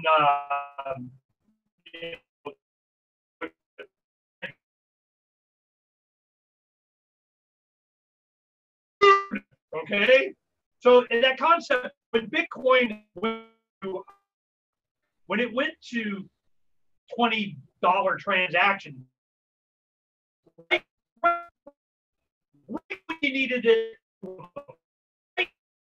exchange, right? Things were happening. You wonder, right then, in a day, in a week, and at that time, it failed. And I go, boom, and I took that down. I go, hell no. Transaction fees, are they secure? Is it move it? Does it take, transfer my silver from America to Uruguay using my, blockchain, whatever? Is it cheap? Is it fast? Is it secure? Is it anonymous? Hell, they just threw that out the window now. Anonymous? Well, it's pseudo-anonymous, which means not. So I'm going, okay, it failed one time. Why? Because the block size got filled up and they couldn't do the transactions. There's not only a limited amount of blah, blah, blah, blah, blah. So then they're talking about, well, like, we're going to do side chains. We're going to do, it's not going to settle on the blank guy. Nah, I'm not feeling good about that either. So I'm going, all right, well, segue. It trims it up a little bit, does a little bit of a little bit. And the promise was, and I remember a year and a half ago when they made the promises, if you guys all come in, you promise that, then they didn't.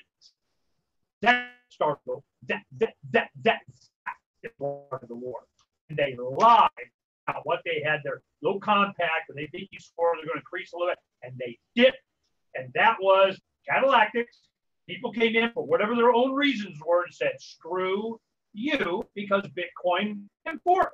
And it went to cash. And we're over here, we're going to follow this philosophy of now, it's going towards privacy, which was another Catalactic variable in there that was important to me. So I'm going, but now over the last couple of years, since you and I met in New York years ago, we're going down the road.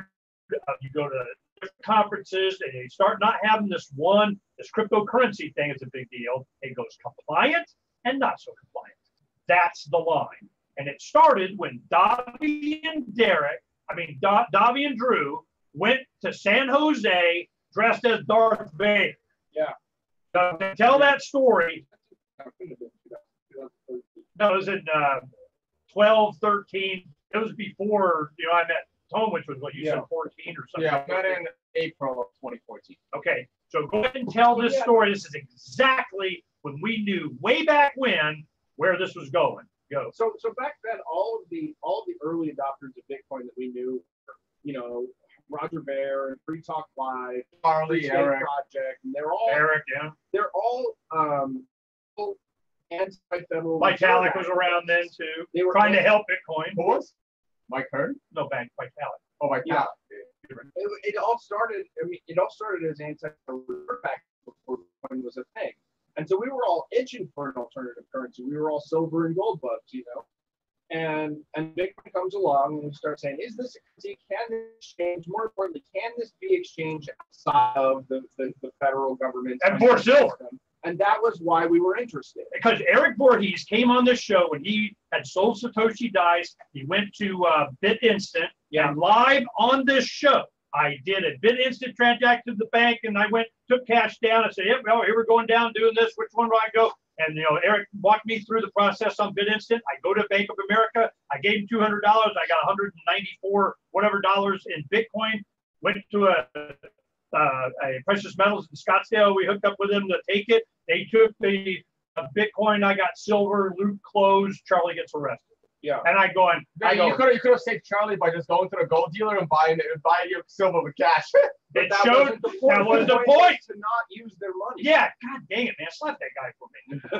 The whole point was, can I close the loop? Can I go cash to crypto, back to money again? Can we begin to be a market of the Federal Reserve? Can we cut them out of the loop? Right. That was I don't want to comply with them. So that was a desired feature, and when we found something that seemed to have that feature, that was the thing that we were willing to use it for, to exchange it for. And then we go to VidCon 2013 or whatever it was, and we say, hey, we're Uncle Vader, and we want your tax money. Can't you voluntarily fill out all these tax forms and everything? And he's dressed as Darth Vader. I'm dressed as Darth Vader. Handing out, 1099 or something. Uncle Sam hat, handing out, and there was a video of Uncle Vader can't get your Bitcoin. Can't you please give us your Bitcoin because otherwise taxes won't. It was a joke, right? And he did a parody, a song, or a speech at Pork Fest as Darth Vader. You know, come on, guys, give us your. I work for IRS now, and I need that. But so the point was is that we saw at that conference that was not the culture of the big investors in the space anymore. That was the culture of the early adopters. But the people coming into the space were like, I have a bunch of money. I have a bunch of money in the Federal Reserve System, in the financial system. Can I use Bitcoin to get rich and make money in the Federal Reserve System? And can we be tax compliant? Can we get government permission? We immediately saw there's a schism in the space, right? And so if you're going to start building features for compliance, that's not going to be interesting to the anti-fiat currency people anymore. Well, what they would go up to you and they say, why don't you just go away? Why don't you just get along? Go along to get along. You know, you're here pointing out crap we don't want to point out because Right. you're scaring away the VC money and they're going to give you a bunch. And so this is the thing is I think like we've already won. Like you guys act like you're having a disagreement, but neither of you is saying, well, let's go back to the dollar. Nobody is saying let's go back to the dollar. Tone is. I'll take dollars over Bitcoin Cash because essentially it's going to be worse. It's going to be like it'll eventually degrade to be. You'll take dollars over Bitcoin Cash because Bitcoin Cash is centralized. Yes. Okay. Yes. Absolutely, it is. Everything's a scam coin except Bitcoin, including the well, except maybe fiat. That's the thing, because it's got regulation. But the point is, there's a cryptocurrency that meets your needs besides the dollar, right? Like you'd rather have Bitcoin than dollars. Of course, yeah. Well, there you go. So At least Tone said that. I mean, I was waiting. I was going, I don't know what's he going to say. at the very least, like in the market of people in cryptocurrency spaces, even people that are statists that want government oversight, they don't want the Federal Reserve. They don't want a centrally controlled, centrally manipulated, inflated currency. See, we've been at this, all you guys out there, well, you don't know, shut the F up. I've been in this for 30 years. We have been waiting. I remember when eGold came out. I remember when a whole bunch of other, the Liberty coin, all this other stuff. Yeah. Everything has been to get off of the man's tit, okay? You. Anyway, so they get... That's a bad word picture. Sam's got his shirt open. Come here, buddy. But this has been our effort, because right when Bitcoin started, we had just started the silver calculator. We had the app, so you could do silver. Yeah, you can do silver transactions. That's cool. The Dime cards are all about that. Our early attempt at a crypto. And right when Bitcoin, we started, so we had the first ATM, a vending machine at Pork Fest was the first one that vended Bitcoin and silver out of the same machine. Yeah. And we got the money lift. We've been at this for a long time. I mean, even if you get your compliant cryptocurrency, even if you get your even if you get a compliant, like a state compliant cryptocurrency that does everything the state wants it to do and lets you pay taxes in it and all that, if it's a cryptocurrency, I can still send it to Japan without permission. Like that fight is over. But that's where they're going after exchanges. So that's why this year, I mean, peer-to-peer exchanges. I mean, like I can get on Facebook, meet someone in Japan, send it over Messenger. That's still a function.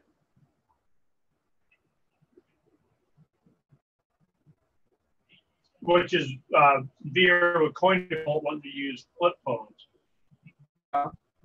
Right, because you're trying to lower the technical barrier. Sure. Like that is not a function of fiat currency. Fiat currency, you send to Japan, unless you were working through a financial institution of some kind, you were wire transferring, bank transferring, and waiting and permission, right. And next day, well, and that's not the free case business bank days, and also that fight is over. There's no cryptocurrency that's going back to that. Threshold, take me through the threshold. They're going to go exactly back to that. It's just a little faster. It's going to be Western Unionized. How is a third party going to be faster What than if the it's third going party? somewhere there, somewhere near you? Yeah, you don't have to flip it. Just like put it like where the phone is. Where it exists. Right.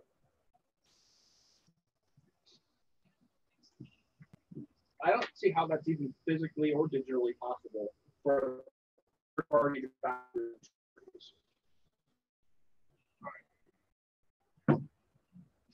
Like, if you can show me a QR code and I can flip money to you, how can that possibly be slower than flipping money to an exchange and then into your account from the exchange?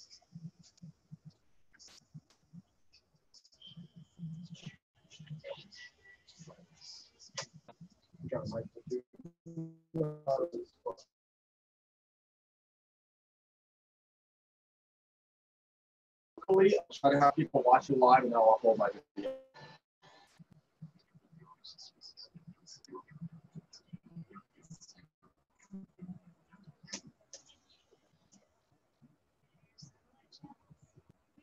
So what'd you say, Tom? Nothing. I'm still trying to play around with my audio. Let's see if it's better now.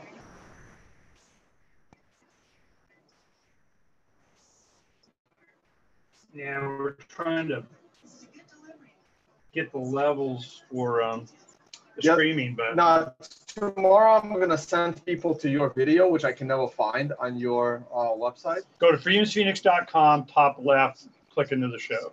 Okay, freedomphoenix.com. I mean, top right. Top right. Says declare Okay, on air now. Click play. If you click that, it plays the audio. Right, but how do I get to the video? Don't click in that little box. Click on the white part. Oh, Right. the video's on the left side. Go down. Video's on the left side. Yeah, go down. You'll see it on the left Oh, I side. already clicked on the right box. Okay.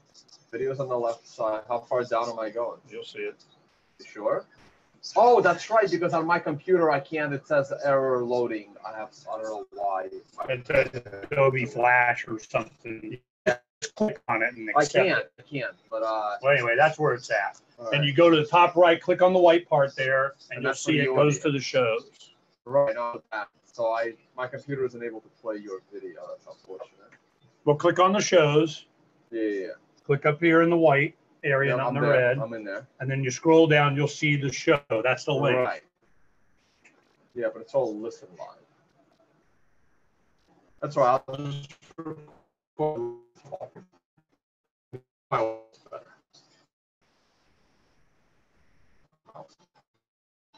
Is the audio better, guys?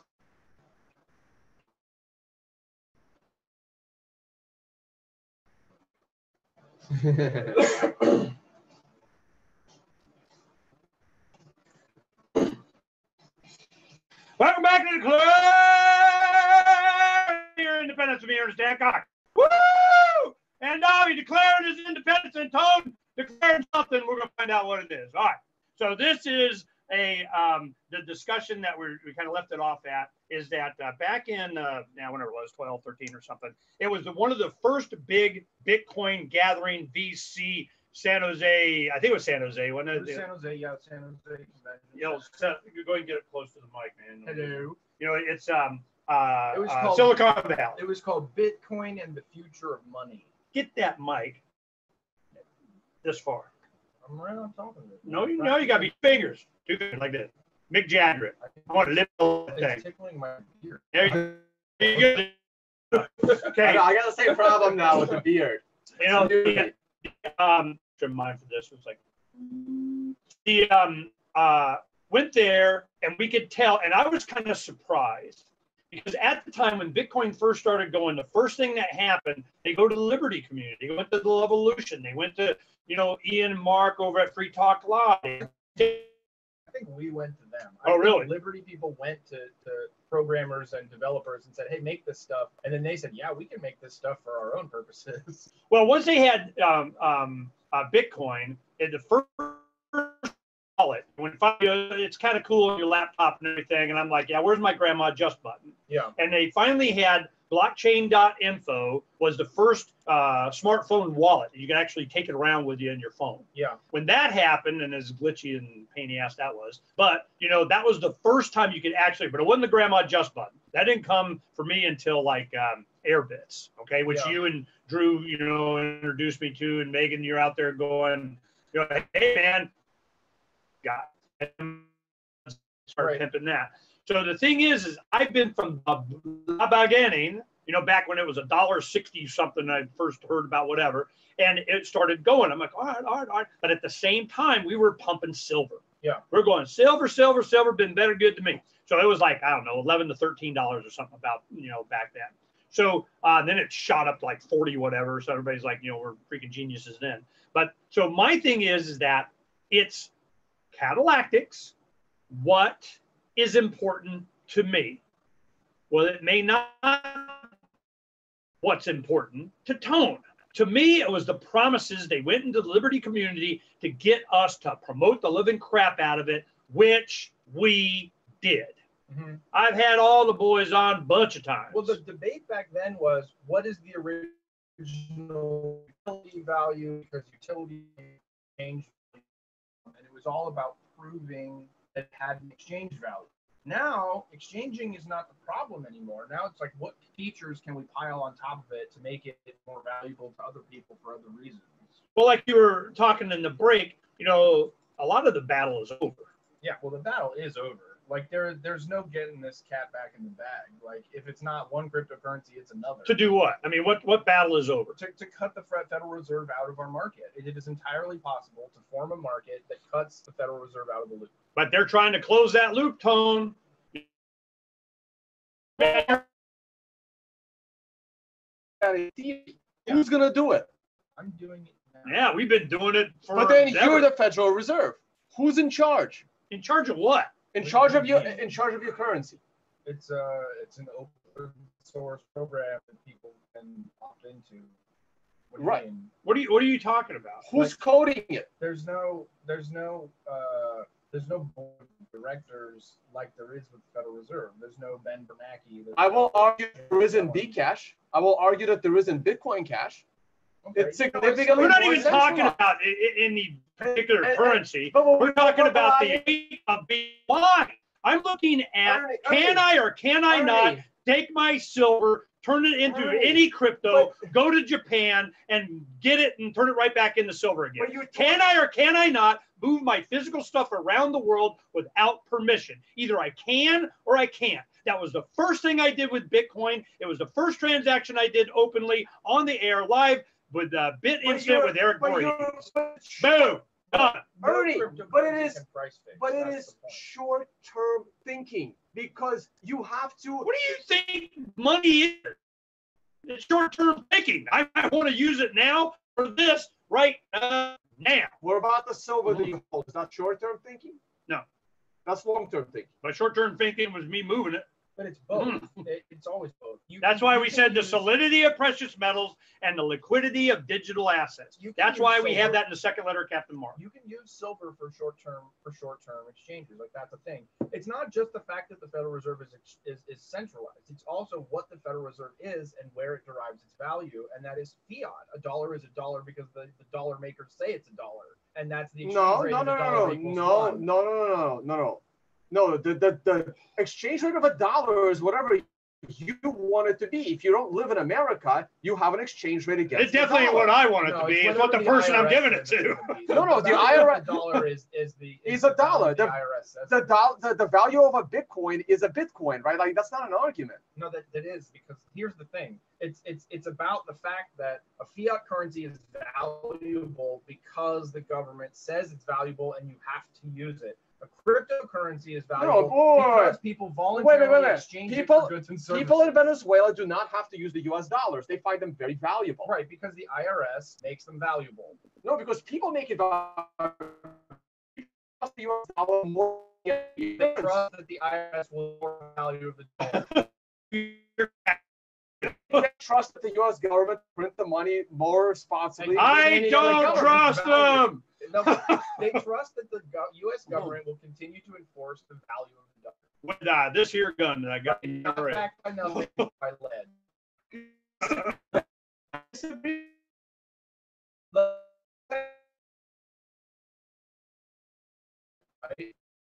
Yeah, you're perspective of someone in America, right?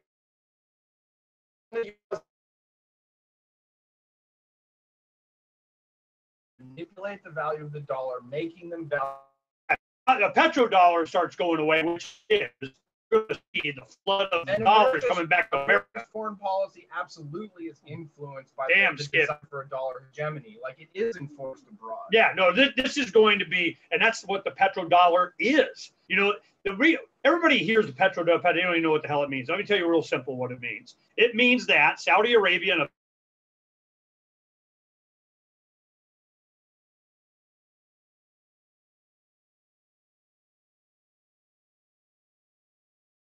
dollars to pay for, you know, whatever the hell you want to get oil.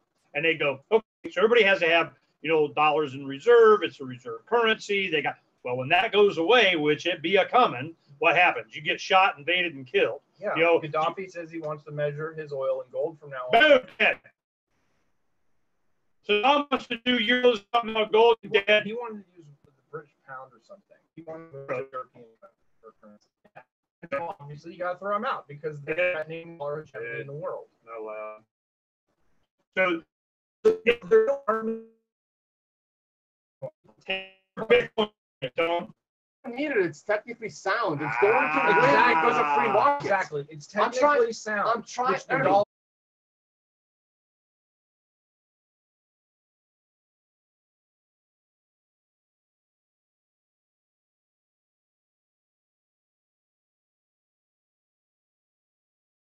audience. So here it is. So any observer can see that censor the enterprise freedom. Commerce is a form of communication.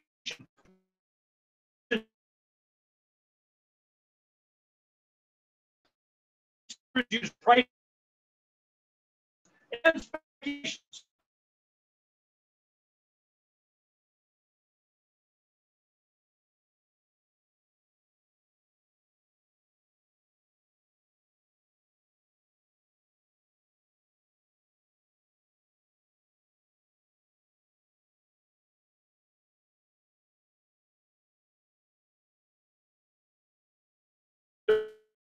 We get to decide as individuals. That's the point.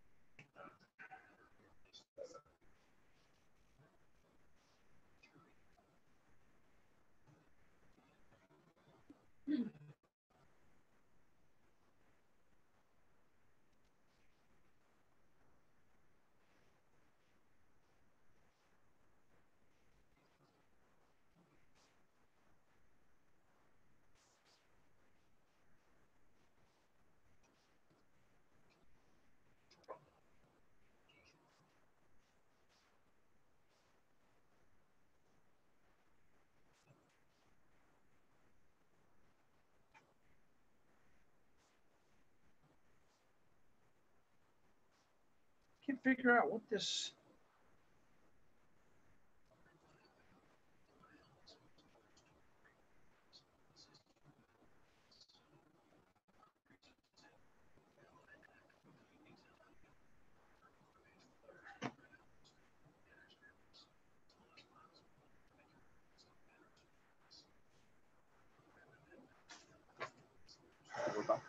Thank you, Donna, for more coffee. Oh, what was the deal with Hitler, man? with what? Hitler. They had Hitler on there. Oh, I took it off I know, but how did it get up there? because it was in the folder. I have a folder of all of the pin designs. I just uploaded all the pictures. We did two just cause, you know. Anyway, you like here's the pins, Mm-hmm. and if you make this black hair and you put a little mustache right there and flesh tone here, it looked just like Hitler. And we did that. We did that just to have it. But I go, don't put that fucking up anywhere. I forgot it was in there, so I just uploaded the whole. I'm glad I saw it because man, we were never going to go that one.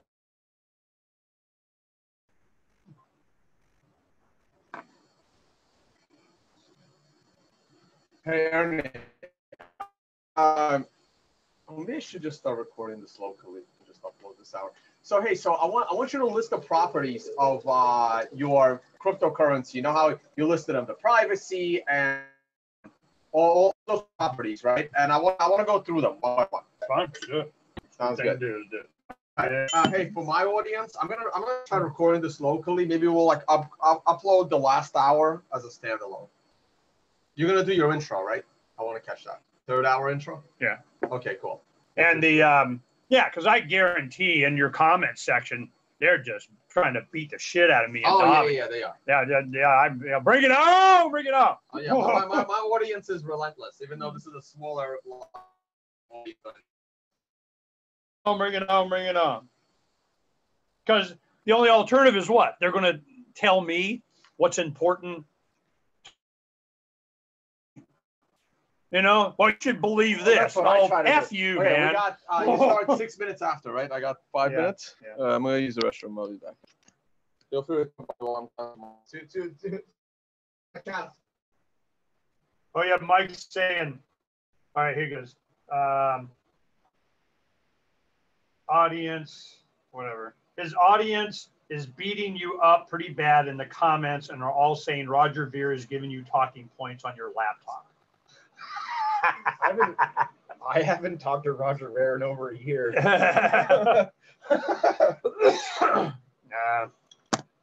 Well, Roger's been communicating with Donna that he's just not got time to come on for a while. Maybe I'll see him in Acapulco or something.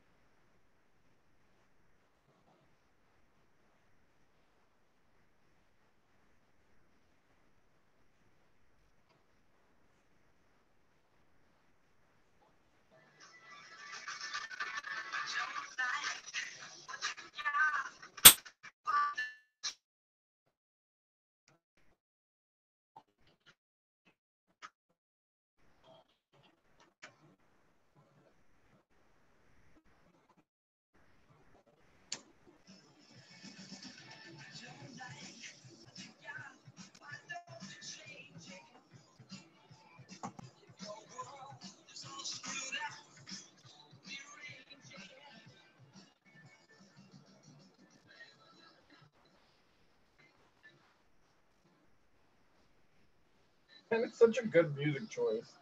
Mm-hmm. What? The music choice on this video is great.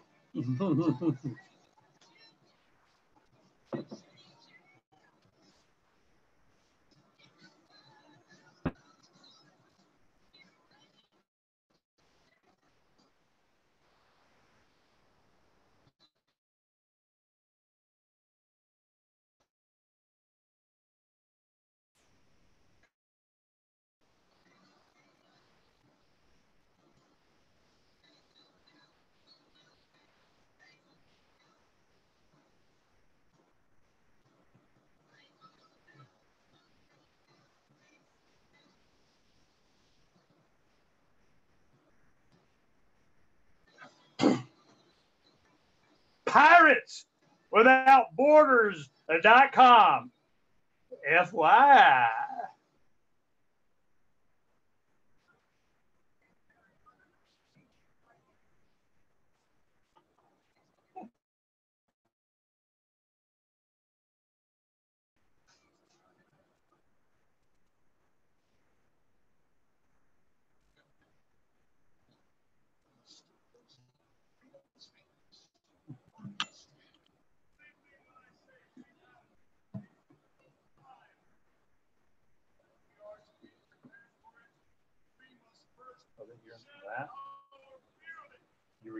Yeah. We're on hour 3. Yeah, that's great. Thanks. Remember that I am here not because of the path that lies before me, but because of the path that Yeah, we're going into hour 3, guys. This will be a standalone video. For 100 years we have fought these machines. And after a century of war, I remember that which matters most. We are still here.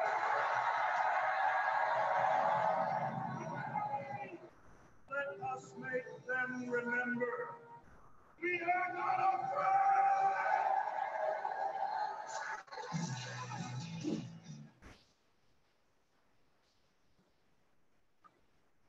Interfered. Here and declare your independence. With me, Ernest Hancock, here in Phoenix, Arizona, from the BEA full studios of Phoenix, Arizona. Oh, told me he gonna get you fired up. Fired up. All right. I'm sure in the comment section on his feed and everything, they're just beating the crap out of me and Davi. I'm getting texts from people that go, man, they're pounding on you. They're saying you're reading, Roger Ver is, messaging you on your laptop. But my audience is realizing like what I do. Like I stream like every day, and now they realize like these are the battles that I fight to try to explain to people why it's going to be Bitcoin and why all of these other I don't go away. So you should care, Ernie. But you should. Why? Care. I want what I want. I don't give a crap what you call it.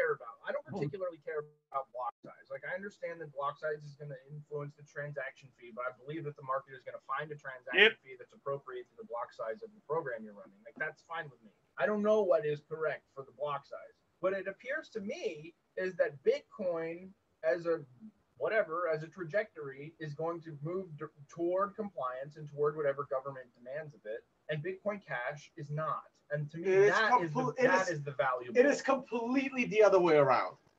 Okay, explain that. Because there's no office to call to get Bitcoin to do anything. It's the opposite for Bitcoin Cash. You have 3 people you can call, and you have control of Bitcoin Cash. It's Roger and Jihan. Okay, whoa. You're confusing me with someone that gives a crap. I don't care about what should I care about? Ernie, if I cared, I'd be dumping all over on Bitcoin because of Blockstream and all the bullshit they did. But to me, Bitcoin Cash is more centralized than the U.S. dollar. You don't care. Less people to don't care. This is not. I'm looking. All right, you want to go? Culture of the user. I'm talking about the plurality. Yeah.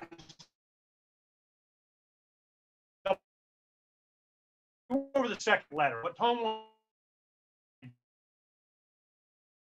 I do it all the time. I go to different conferences and everything, and you see the group of 4 to 8 kids, under 23 to 13 over there on $4,000 laptop coding. The VC guys come in and get their tie off, saying, "Yeah, we're hit, man. We got our tie off." And they walk over there in $100 suit, and they go, "Man, you look like you'd be a coding. We got Lambo for you, and and you must lift. You're so strong." So they easily entice these guys to go code, another link in the chain to the crown. And we got a blockchain to the crown, man. We're all good. Am I wrong about this? Am I wrong that the reason that SegWit stuff was integrated was so that it could interface better with the current mainstream financial system? Completely wrong. SegWit was to trim some of the code to make it more efficient and faster so they could squeeze more transactions into the block. It was like a block sizing. So then that it's also something that I don't care about because I know that the transaction fee is going to find a market price based on how fast the transactions are, based on how big the blocks are. They're both going to function. It's going to function differently. So SegWit. So it doesn't matter. I don't care. SegWit was supposed to be released a lot earlier, but like newer and newer stuff was like, oh, we also want this and we need this. The biggest reason for SegWit is to fix a very old bug in Bitcoin that was preventing second layer scaling to make Bitcoin virtually free and virtually instant. The whole Lightning channels and Lightning. Take it off chain, which is a whole nother discussion that the market will determine on that one too. So, and Lightning is not working now. It is working now, and it's working. It's working pretty well now. And you needed SegWit in order to make Lightning easier. Like you could have done Lightning without SegWit, but it would have been like an unnecessary complication. That's just what it sounds like when people describe what it's a necessary complication because by going to a bigger block size, you remove decentralization. Lightning will also allow you to you need bigger machines to facilitate. And bigger blocks, you're gonna lose a lot of nodes, and then there goes the decentralization. When I used to run a node on my laptop when it was small enough to do that, and it's not anymore. It wasn't really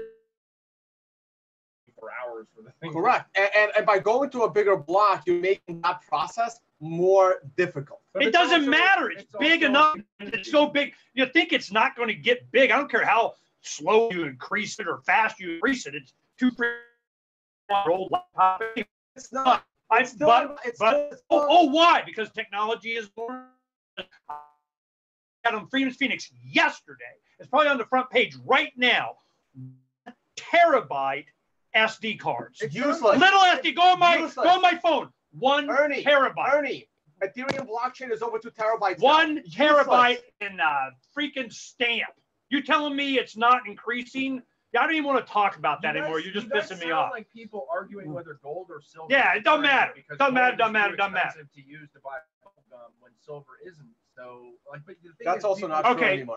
Second letter of Captain Mark. We're going to let you critique the whole thing.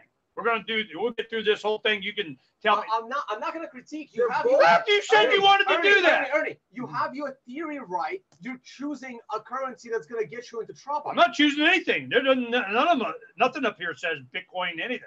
Doesn't say which one. Well, the other thing is, based on interviews I've heard with you, Tony, you sound like you don't think that Bitcoin should function as a point of sale currency. That it should operate. No, not. No, that was his BS at the time when you couldn't use it. well, no, not at all. It should function as that when the technology is built out for that in a safe, fast, cheap, and a more private way. But it was used for that first, so it went from being used for that to now not being used. Well, for that. It was. Well, here's the thing. It's being used for that when it's not being overwhelmed. You can't be overwhelmed. Here's the thing. Anyone that tried to do Netflix in 1995 failed. Those that tried to do Netflix in 2011 succeeded, right? Because the underlying technology just wasn't there to support that kind of bandwidth. Okay. Bitcoin is the same way. It was great for certain uses at a certain time, but once those now it's too many users for that. Well, yeah, wait. But with Lightning coming on board, and it's already being used in beta. As more usage comes in, you have to upgrade the technology to support that usage. You're assuming that I think that is a solution. I do not want off-chain transactions. Boom. Next one. Coin is off-chain. Ernie. What if those off-chain transactions are more secure and do exactly what you want, faster, cheaper, and they're private and they're still peer-to-peer? We'll see. In fact, Lightning is even more peer-to-peer than the on-chain one because it doesn't require mining. It's even more peer-to-peer than the underlying Bitcoin. You know what it reminds me of? It's like with trading, and that's why I like T0. When Patrick Byrne came on, announced it on this show, he's going to do it. And T0 was the transaction is the settlement. It stops all this off-chain manipulation, naked short selling, BS speculation bullshit. And I go, all right, so what they're doing is they'll create this off-chain, this Lightning network, this another payment, mechanism. It doesn't even have to settle. It's worse than 3-day settlement. It never has to. And I'm going, gee, what could possibly go wrong with that? It's a philosophical decision. I like 3-day settlement. I'm sure you do. Always do off-chain exchanges. You could always do off-chain exchanges with Cassasius coins or paper wallets or sending someone your key instead of your address. Like that was always a possibility. Yeah, but it's not secure and it's inconvenient. No, it's not. Exactly. But it's possible. All right. When we come back, we're going to start with the second. I left it up there for you guys to read and whatever. We're going to go through line by line on this and let Tone respond to it.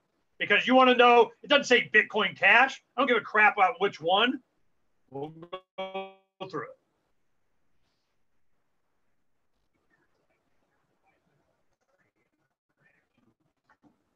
The Crown presses everyone into involuntary servitude. Land lovers believe slavery was abolished years ago. The Crown still claims to own us when it crimps us into service against our will. Given sufficient ambition, it would gladly draft thousands of hapless victims to kill or be killed. It's simply slavery by another name. Land lovers are routinely commanded to serve the so-called justice system in jury duty. But before you swell with civic pride, consider that how you feel is irrelevant to the Crown. Here is ordered or face punitive measures. The Crown insists that you participate in your own oppression. A jury summons provides pirates with a unique opportunity to obstruct injustices. A juror can vote not guilty, even if it's proven the law was violated. A juror can acquit for any reason at all, and not even a judge can reverse that verdict. Receiving a jury summons is basically winning the sedition lottery. If you reveal that you know this during jury selection, you'll probably be dismissed. If the Crown foolishly crimps a pirate into jury duty, it behooves the pirate to conceal their intention to nullify unjust laws. If a master takes 100% of your labor, it's called slavery. But if they only take 50%, they call it taxation. Difference of degree, not of kind. Whether the Crown claims a fortune or a cent is irrelevant. Most of all, a slave owner desires contented slaves, meaning thoughtless ones that accept their bondage. These house slaves see no contradiction in being drafted in a war to end slavery or summoned to a jury to prosecute tax evasion. An ideal slave knows no higher call than the master's will. The Crown's highest ambition is that its slaves revere the authority that subjects them. But the Crown does not own me. I will not surrender my time and treasure to the Crown's ambitions. Join the conversation. Hey guys, maybe I can take a look at some Bitcoin prices while we're on break. Do what?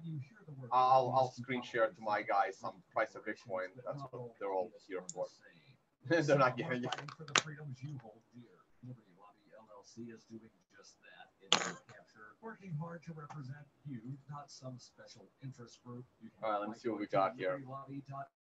Info, where your contribution will give us the tools we need to ensure that your voice is heard. Visit libertylobby.info today to find out more. So it sounds like you're saying SegWit is not even something added on; it's something removed. Listening apps for Android and iOS devices. No. It's a huge code upgrade that SegWit itself was a block size increase. So technically, if every single transaction was actually using SegWit today, the block can be as big as 4 megabytes, but it still stays within that limit. See, you're talking 3 months could totally tsunami that.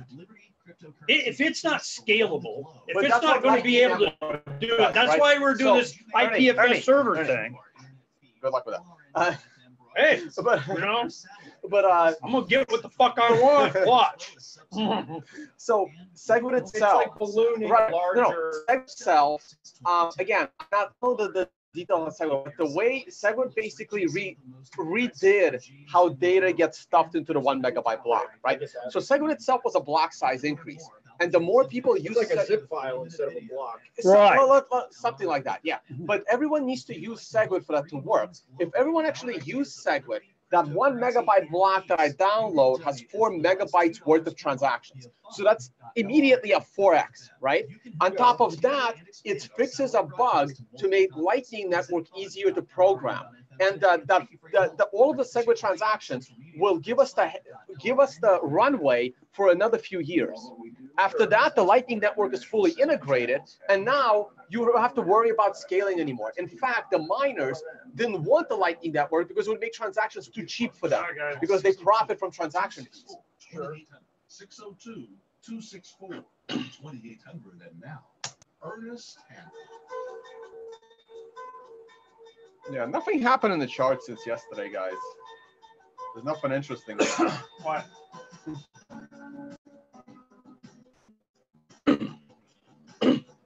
All right, this is what we're going to do. Second letter of Captain Mark. The first one was, hey, man, you can suck it. And I raise my black banner and kiss my ass and I'll be gone. And then what's the second one going to be? Number 2. What should number 2? We say we're going to cryptocurrency, or digital currency. Or I got a spaceship and I want to haul around gold currency. I need to have fast transaction of doing. I got quantum communication. I got subspace communications that's instantaneous between here and Mars. And now what? A lot of people know quantum communication is going to be, subspace communication, Star Trek-y kind of, quantum Chinese year ago, July, or was it this last July? They put up a quantum satellite, instantaneous communication faster than the speed of light. You even know this exists? You can't do that. Did it. Already did it. So cryptocurrency is going to be what? Intergalactic? I mean, it could be. Sending Bitcoin to the Delta Quadrant. Delta Voyager needed a currency, okay? Now, here we go. Any observer, I'm going to read the second letter, Captain Mark. When you come in, I'll do one paragraph at a time, make your comments. Sure. And just for my audience, so you guys have a spaceship that's going around the planet, can leave the atmosphere. It's libertarian like style spaceship, and you guys setting, right? Precarious. Everything on a giant spaceship is 1,000 feet long, and you have a currency on that spaceship.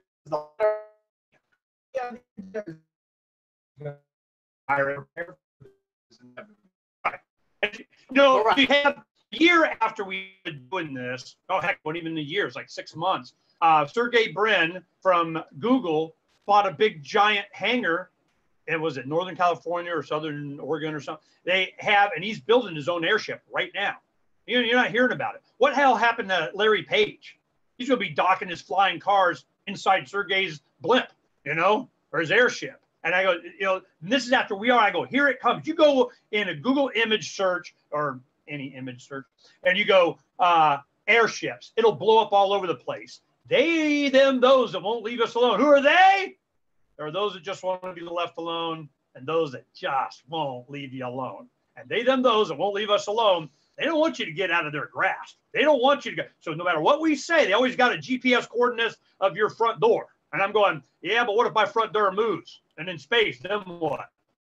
Ion cannons! Let's go through a letter. Let's go through a letter. All right. Let's go through a letter. Second letter, Captain Mark. Any observer can see that communication without censorship or surveillance is essential to the enterprise of freedom. And any pirate knows that commerce is a form of communication. Markets condense oceans of information into a single data point, price. Buyers and sellers use prices to make countless decisions and speculations. When this ecosystem is free to operate, humanity flourishes. But humanity suffers when the crown intervenes in the free exchange of property, services, or speech. Do I get any disagreement on that statement? No, but I have a question. Right. It's a 1,000-foot spaceship. Approximately how many people on average are there on any given day? Don't know, bunch. Give me a I guess. don't know, hundreds. 100,000. No, 100 in crew and passengers be a bunch. It's Serenity writ large, and we take cargo and. Give me a number. 1,000 people. I don't know. I think the Enterprise Who D cares? is 2,000 people. 2,000 people. We'll right, stay, 2,000. we'll stay with Star Trek. 2,000 people. How many languages do you expect these people to speak? I have no idea. Dozens. Dozens. Okay, that's not very efficient, right? Don't care. Like efficient for what purpose? It commerce, be really efficient life. It might be really efficient if the point is to translate ancient manuscripts. Yeah, no, they're going to have universal translators. Hell, I got live translating with Skype now. What the hell? You think we don't have translators? Right, what's your point? My point is, it would be more efficient if everyone on that ship spoke the same language, right? If the point is for everyone to communicate. Yeah, if that's the point. What if they just want to be left alone? I don't want to speak your language. I don't want you to understand mine. I stay in my area of the ship, and you can suck it. Now what? If they don't speak anybody else's language, how are they going to participate in commerce and live on the ship? Maybe they don't want to. Maybe they just want to live on the ship. What do you care? What is your point? What if they, my point is, efficiency will have everyone speaking the same language, and efficiency probably will have eventually one currency on that ship. No, I don't think so. I mean, like maybe that would technically be more efficient, but that's not the way markets behave. That's not Like, catalactics. it would The be way more catalactic of it efficient. is their value of being able to be there is not because they can speak the same language as somebody. It would be way more efficient if everybody ate the same food and watched the same television too, but you don't. Everything a want that. body needs is come out the gruel out of the pipe. That's not true. It's more efficient if everyone is understanding in the same language what's on the so what is your point? All right, that doesn't have anything to do with this. All right. So you're complaints. Innovations in communication are erasing borders, circumventing restrictions, and contributing to a growing pool of open source knowledge. The dauntless implementation of this decentralized ecosystem has made it possible for individuals to form peer-to-peer associations across vast distances outside the scrutiny realm. This paradigm shift signals a change in the coin of the realm. Okay, keep going. That's kind of like what you're saying, that if I'm communicating with people in Japan and the United States and Japan have different fiat currencies, that signals that in spite of the crown, in spite of these governments and what they say we should use, the two of us are going to try and find. Doesn't matter. Shifting the changing the coin of the realm. Does that make sense? Boom. Any viable currency must be both liquid and solid. Liquid meaning its ease of use, its divisibility and transferability. Solid meaning the longevity of its value, its preservability and stability. Long ago, markets chose gold. It's solid in that it's scarce, never corrodes, and possesses valuable utility. And it's liquid in that it's divisible without depreciation, making it easy to standardize and exchange. Right. And my point is that currency is going to be Bitcoin. Okay, well, I mean, you agree with this statement? Yeah, I agree with it needs to be liquid and solid. Yes, It needs I to agree be. with that.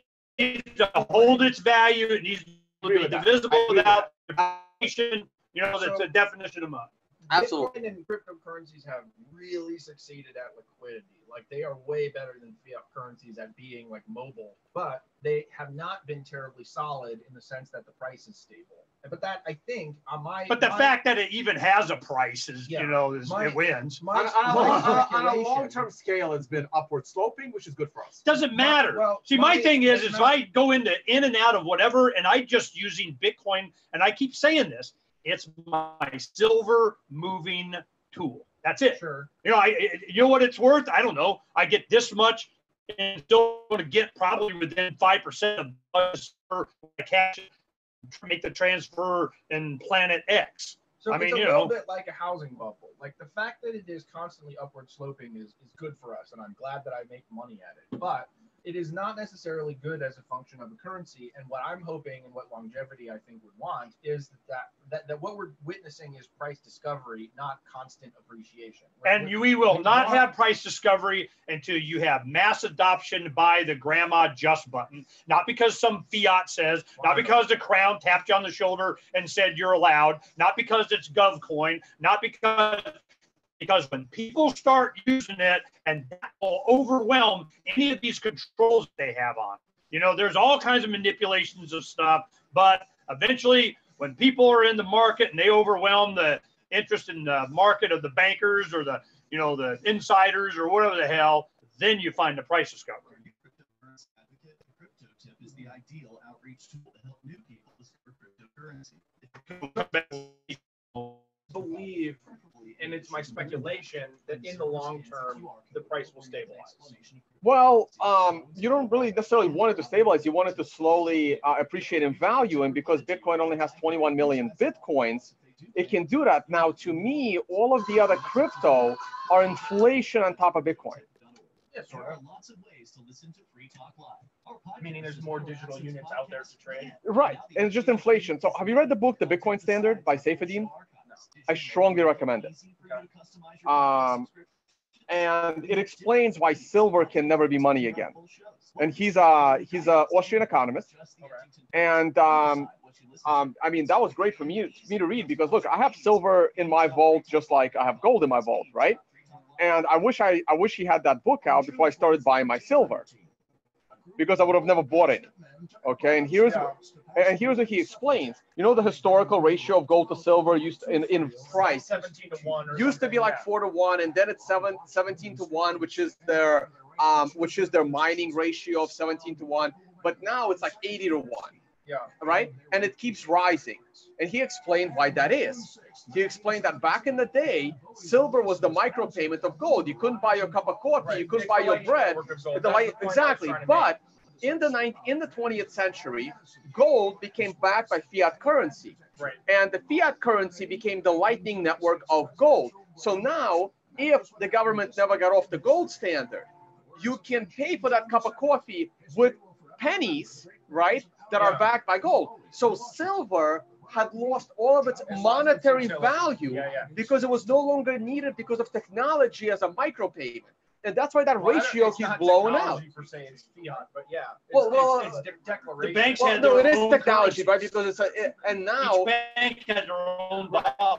No, but imagine if we were still on the gold standard, but we're all using our digital dollars in our phone, we can subdivide that gold coin almost infinitely and use it for micropayments. Right. And that's why silver is going away. And the only value silver will have is as a collectible and as a like industrial metal. But silver as money, I think, is gone forever until we go to electricity and internet. Sure.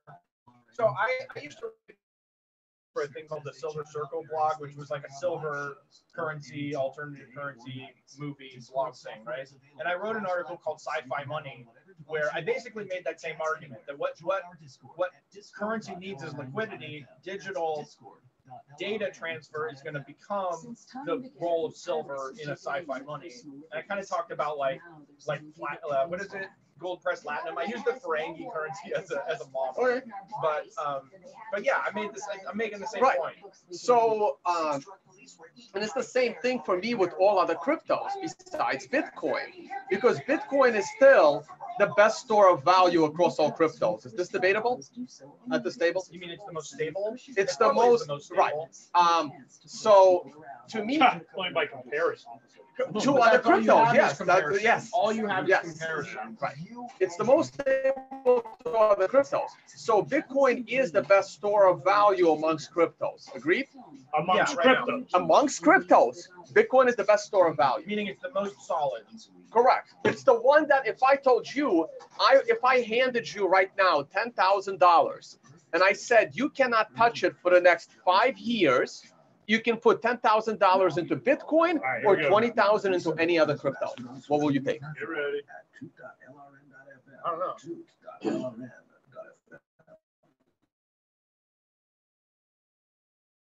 Expect the price as well.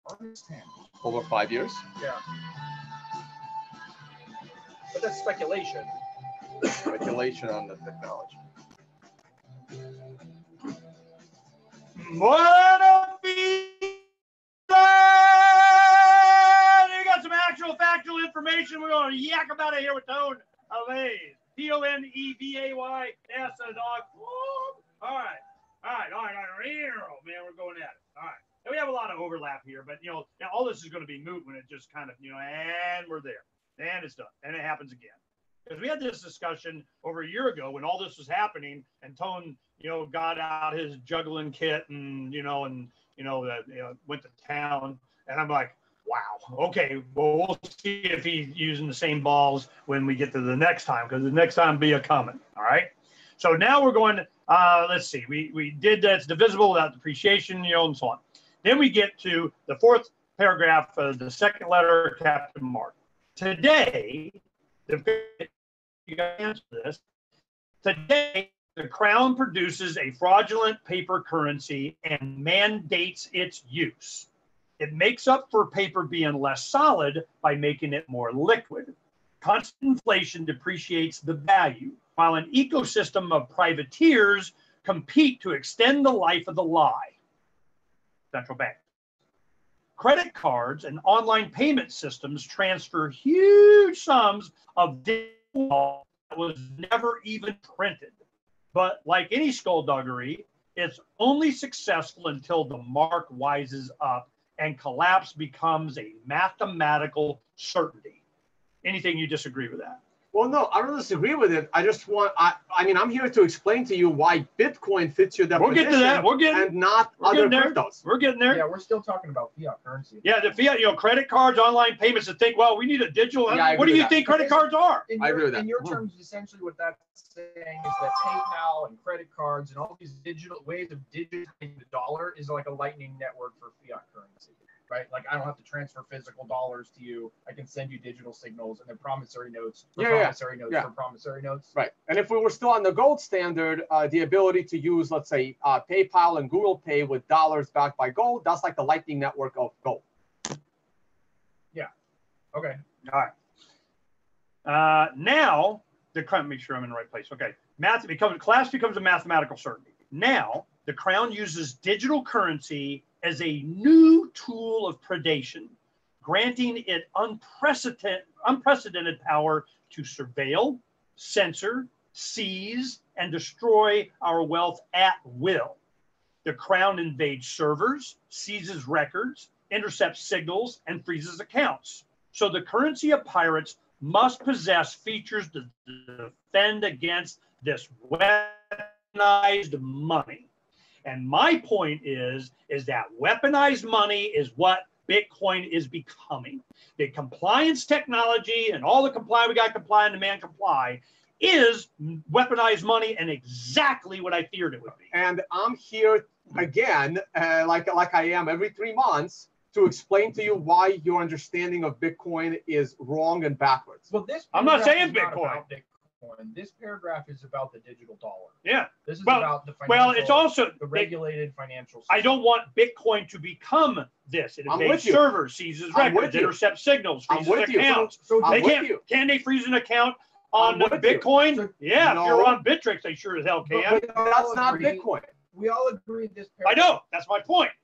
People need to understand this. We all agree that this paragraph describes the digital dollar, right? Well, digital dollar and currency, anything under their control. Well, no. Well, see, here's the difference, right?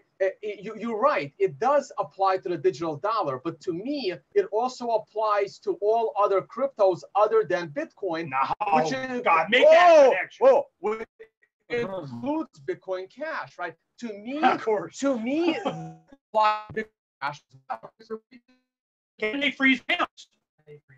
Well, eventually, because they're way more either they can or they cannot freeze accounts. They can seize records, invade servers. If they can do that, then it's just weaponized money. That we're trusting them not to. Well, no, you try. They can't. They put in checks. They put in those in order to prevent Craig Wright from destroying their coin. They did whatever the hell they wanted to the code and put in checks. So now So they couldn't freeze accounts. Right. Well, but they put those in. But if they can put those in, they can put in checks to freeze account. Like the point is, like they had the ability to do whatever the hell they wanted to the code. And once you have the ability to do whatever you want, we tried to get you Bitcoin Cash deliberately. So this is a feature of cryptocurrency: is that the code can only be changed. So the security against manipulations in the code is the pool of people that need consensus large enough and of like-minded enough to not ever allow that. And so if Bitcoin has a larger pool of consensus, it's more difficult to change than Bitcoin Cash, where there was a smaller pool of consensus. But the counterpoint is which community is more likely to make those changes. Does that make sense? It does make sense. And to what end? See, which community do I want to be part of? Right. And so which philosophy do I want to follow? Which one am I going? And if they go dark, go bad, and it becomes weaponized, then I screw them. I go next one. This is why the letter is written the way it is. It doesn't specify one. You keep saying Bitcoin Cash, and then nowhere does it say any currency in here. Well, I understand. There's concern about Bitcoin Cash and any other cryptocurrency. Any other.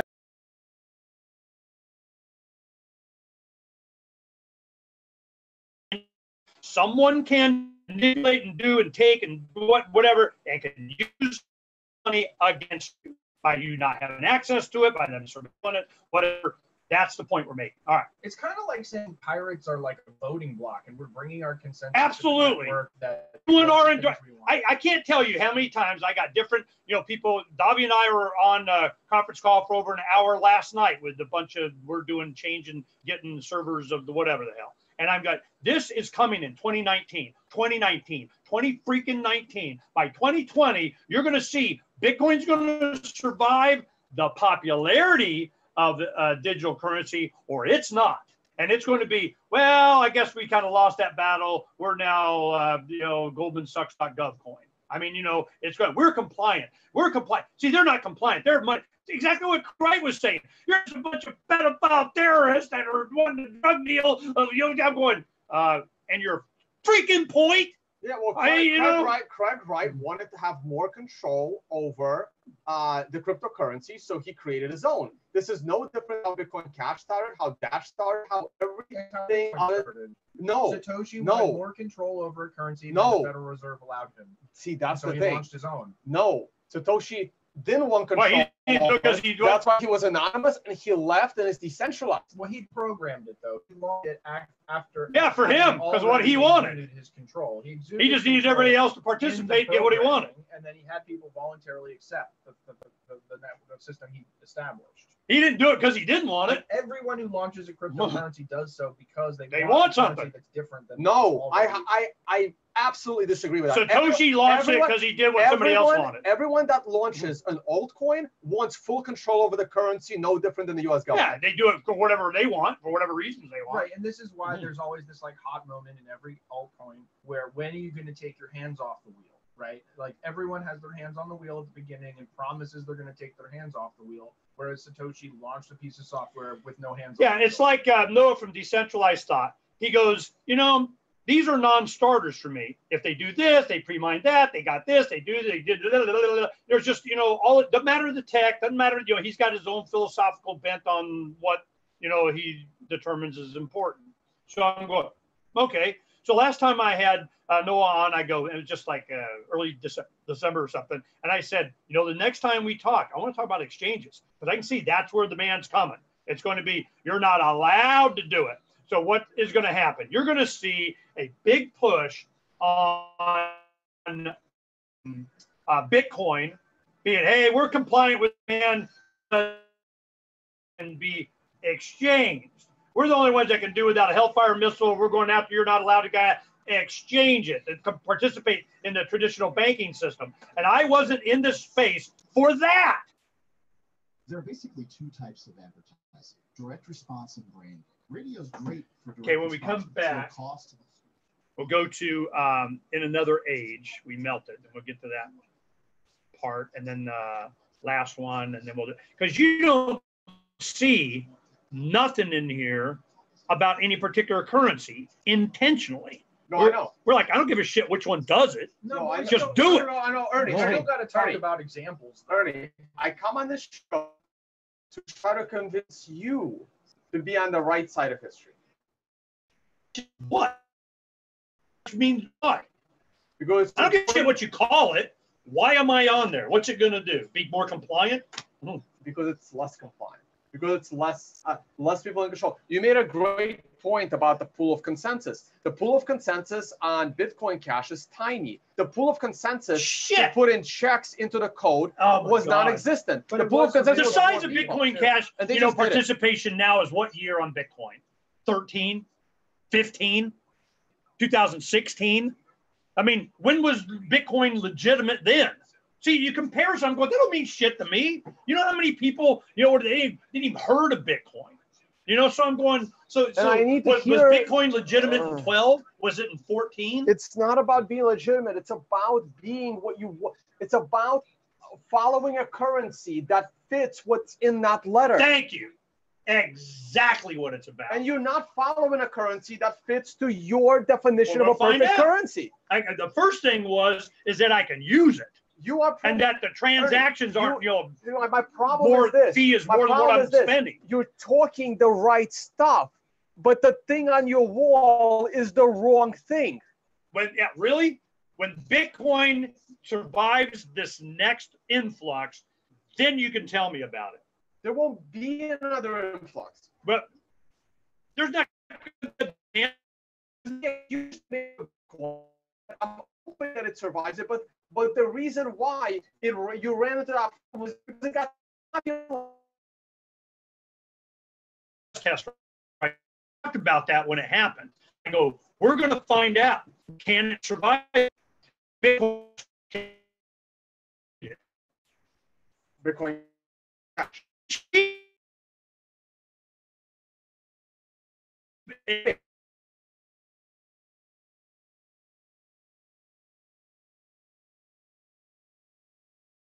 If a restaurant got so hot, you had people lined up at the door. What did you expand the restaurant? You open a second. I have a restaurant.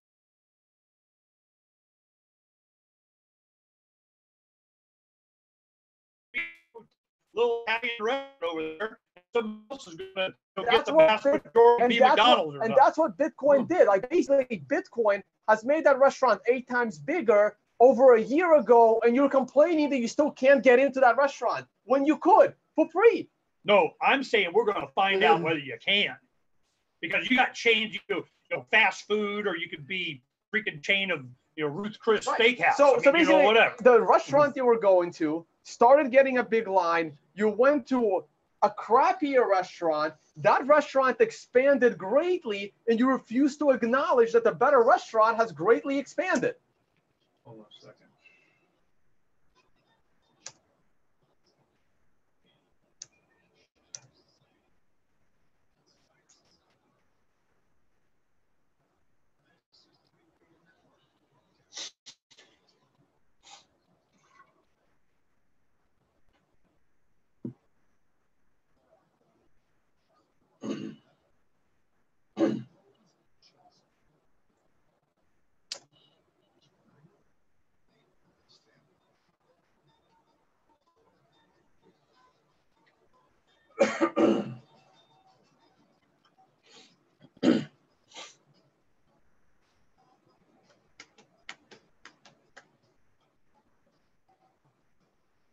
Everybody wants to rule the world. Okay?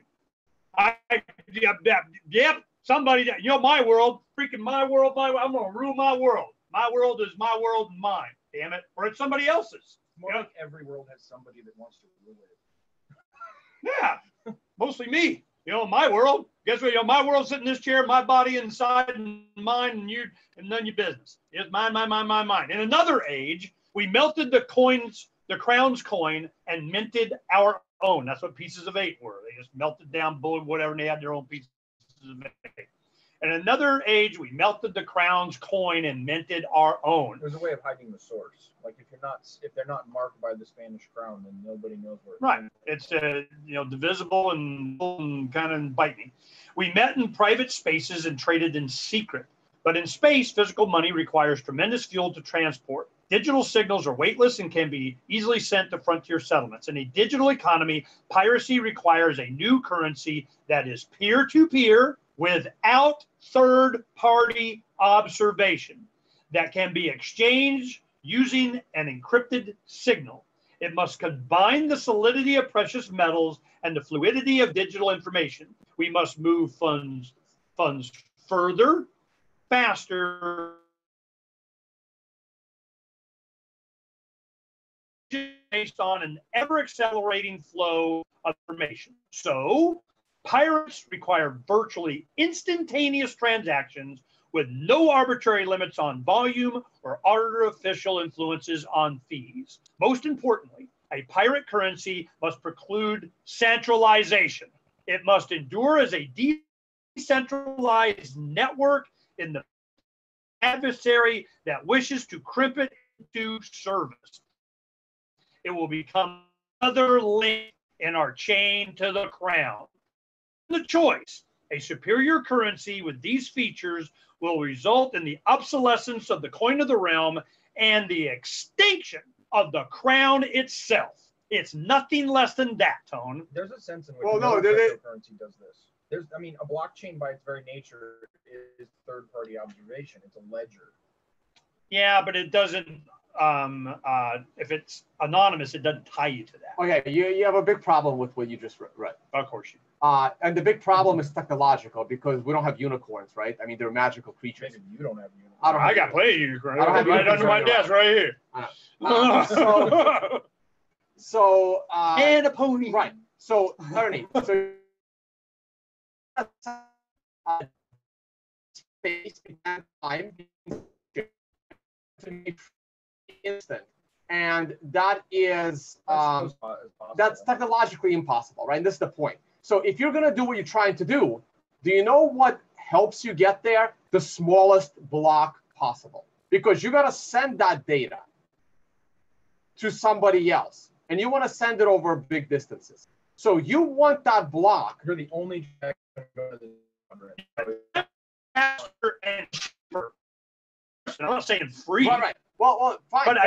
But it requires, no arbitrary limits on volume or artificial influences on feed. Yeah, you can't. Exactly. So that's actually impossible. It's impossible. What you want arbitrary, is technologically impossible. Arbitrary? Right. I vote not arbitrary. It's like you have to have arbitrary, then I use the next coin next. Give me another one that's not arbitrary. But in the next Give me another one that's not arbitrary. But here's the thing. The next coin is going to promise you that they can solve the problem, and they're lying to you. Yeah, there is no such thing as no limit on volume. Like, if there is a block size of any kind. Arbitrary is when somebody just picks it, not because of a technological limitation or what's possible. It's because somebody just decided. And I'm going, that's arbitrary. Yeah. I mean, right. To some but extent, they decided Satoshi was arbitrary. They decided they didn't. No, to begin with, he was never about limit. Satoshi was like, yeah, it's going to need to be increased. Increase it. Right. And Peace out. Right, because he was incorrect. Okay, well, Right. But where he said it at the beginning was arbitrary because he had no sense of absolutely how arbitrary. The market was going to he was like, let the market decide. Right. And then Blockstream said, no, we're not going to let the market decide. No. Blockstream didn't say anything. He decided because smart people started helping him with Bitcoin code, and they explained to him why you can't have an infinite block size limit, because his dream of having a decentralized currency, the one that you described, but it's sure as shit more capacity than 1 megabyte from 10 years ago. Are you kidding me? Ernie, absolutely not. That's not true. But like I said, there are very smart people that are arguing that a 1 megabyte is too big. It's too big for what Satoshi wanted to create and everything that you described.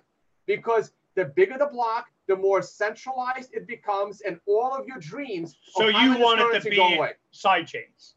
Well, I mean, to some extent, you want it off the main. It's not chain. It's not what I want. It's about what technology allows to give you everything in that letter. Well, you're talking about a tension between two different pressures, and anything that you choose between these two things is kind of arbitrary. Like, why 1 megabyte and not half a megabyte? I want it faster and cheaper. Pick. Make it where it's unsurveilled. There's no third-party observation. Next. So you hash this and do that and quantum whatever. Don't care. So start looking into Lightning because it's what you want. It's not fully ready for commercial use yet. Maybe another 6 months. God, man, I heard that 6 months. 3 months, next month, year. It's way closer now than it was 6 months ago. God, I hope it's advancing quickly. Well, I see. I'm not a fan of off-chain, side-chain anyway. I mean that's like a non-starter for me. I don't want. I mean, what's the point of having a blockchain? Because it doesn't settle. I know what happens. It evolves into what happened with the stock market. You know this. That's why. But I'm a fan of 3-day waiting. I get the naked short sell of kind of I make me some money. I know. The entire bureaucracy was created around this delay, which is why Patrick Byrne did the T0. The transaction is the settlement. And if you go sidechain, the transaction is not the settlement on the blockchain. It's not. It's made to not be. Well, Ernie, it's not settlement on settlement on the Bitcoin blockchain.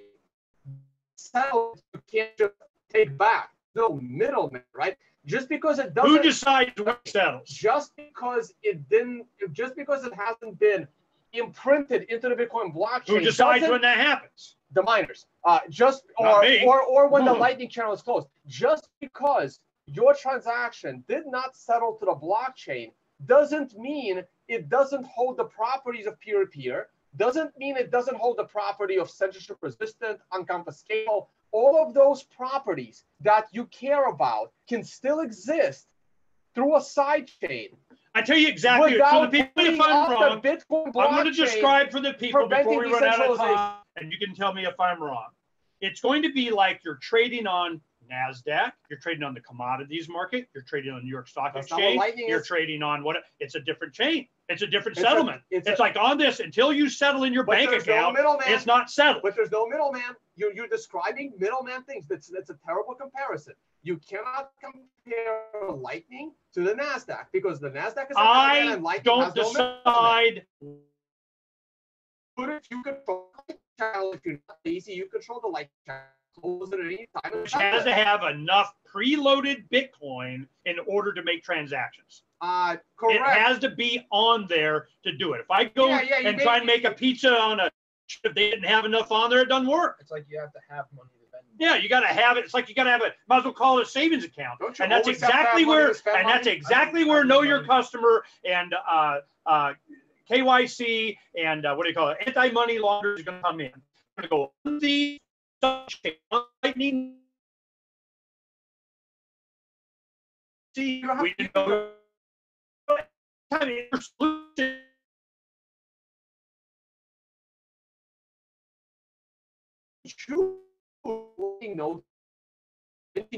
And they're all going to be in compliance with, or they're not going to be able, they're going to be under surveillance. You're not allowed. It's going to be white and black Bitcoin and blah, blah, blah. No, blah, but that's blah. not true at all. All right, we're going to find out. I tell you, the biggest thing that I'm looking for is the, when it does go to there, out of necessity, and I guarantee who's going to fund it up. It's going to be a central bank. Out of technological necessity, yes. Okay. Out of technological That's limits. right, because Bitcoin can't handle the transaction. But no other blockchain can. That's why it's. That's we're going to find out. They're lying to you. We're going to find out. We're going to find out. See, that's one thing about a history is that you know after it happens. It's done. We're going to keep going. We got the streaming going. You go to freezephoenix.com and you see on the left there, go down a couple inches and you'll see the block there below the Robertson. It has the Bitcoin and gold and silver prices. You go below that and you'll see a live streaming option there. You click on that, boom, you get all the video and conversation and everything. In the after show, we'll go a little while until, Tone wins something. We'll be right back. All right, there, we can yak it. I am, whoa. It's going to be so simple. Either there is or there is not going to be a demand for crypto based on whatever the hell happens with the petrodollar, because that's going to happen. There's going to be, get me the F out. I'm Venezuela. Okay. Get me something. And what happened? Here you have a state-sponsored crypto, as flawed as the petro is or whatever, Venezuela. But if it's so bad, why Trump goes, nope, you're banned from no U.S. Nobody can, you're not allowed. And I go, the hell does he care?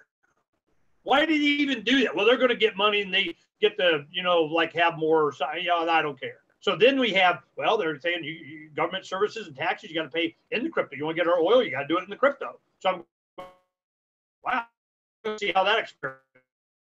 Here in Arizona, legislation all over making, it's a big sandbox for the crypto guys. And you can pay your tax all over the country. They're going to pay your taxes in crypto. How do they do that? Because somebody said they could. Somebody's in control. Somebody paid little degrees of something. Legislators got, because they do not do this unless they got permission from the man. And the man wants it to happen. And that is the only reason that it's happening. Why? Because they know it's coming. And there's just nothing, they don't have a choice. It's coming. It's coming. Much as they those can get their fingers in and control of and surveillance with, they're going to do it. And they've been chasing Eric Voorhees ever since I've known him. He starts with Satoshi Dice. He sells it to Calvin Ayre. I didn't even know that. I'm checking. I'm going, really? Holy crap, man! The guy didn't. All right, I see what's going on. And the SEC with that and with because whatever he said, because Eric Voorhees is like the man can suck it, and they don't like that. So then they do the bid instant thing, and we get like Eric told me, he goes, yeah, they were using some verbiage on your show. They've got, transcript from, me being on your show, Ernie, and said this about that. And man, you owe us 60,000 of get out of jail free card or something. I got to be careful what I say. I go, yeah, of course you do. Well, what they don't like, the fact that you going, the man sucks. So then, and he's pretty clear about that. So he hadn't, like toned it back or anything. So as a pun. So then he goes in and he says, I pay your fine, bid instant. We did that silver thing. They arrest Charlie. He gets out. He goes to Panama. He goes to Panama and he says, you know what I'm going to do? I'm going to go to Panama and I'm going to supply services for people with these billion, I think it's like a billion, something ridiculous, hundreds of millions. It's a lot of these Nokia flip phones. They just, because they were doing trading cell phone minutes in Kenya. It was 40% of their gross domestic product. GDP trading in cell phone minutes. How many minutes for this egg? How many, eggs do I get for this minute? A cell phone. They were trading using flip phones, trading minutes. And he goes, hey man, if I do Coinapult and we have to where we could be a trusted third party, which, it was not his ideal. He understood the risk, but it turned flip phones into the capability of sending text messages to do Bitcoin transactions. So he goes, we can help do an account with that account. So he starts that. Then he goes Shapeshift. Shapeshift, I'm in Switzerland. I do Shapeshift. I can go, well, what permission? He goes, hey, it doesn't matter. They just, you open a business. But it matters. They open a business. They don't have a law against what we were doing because we were not dealing in fiat. So he got away with it for as long as he got away with it until he got big.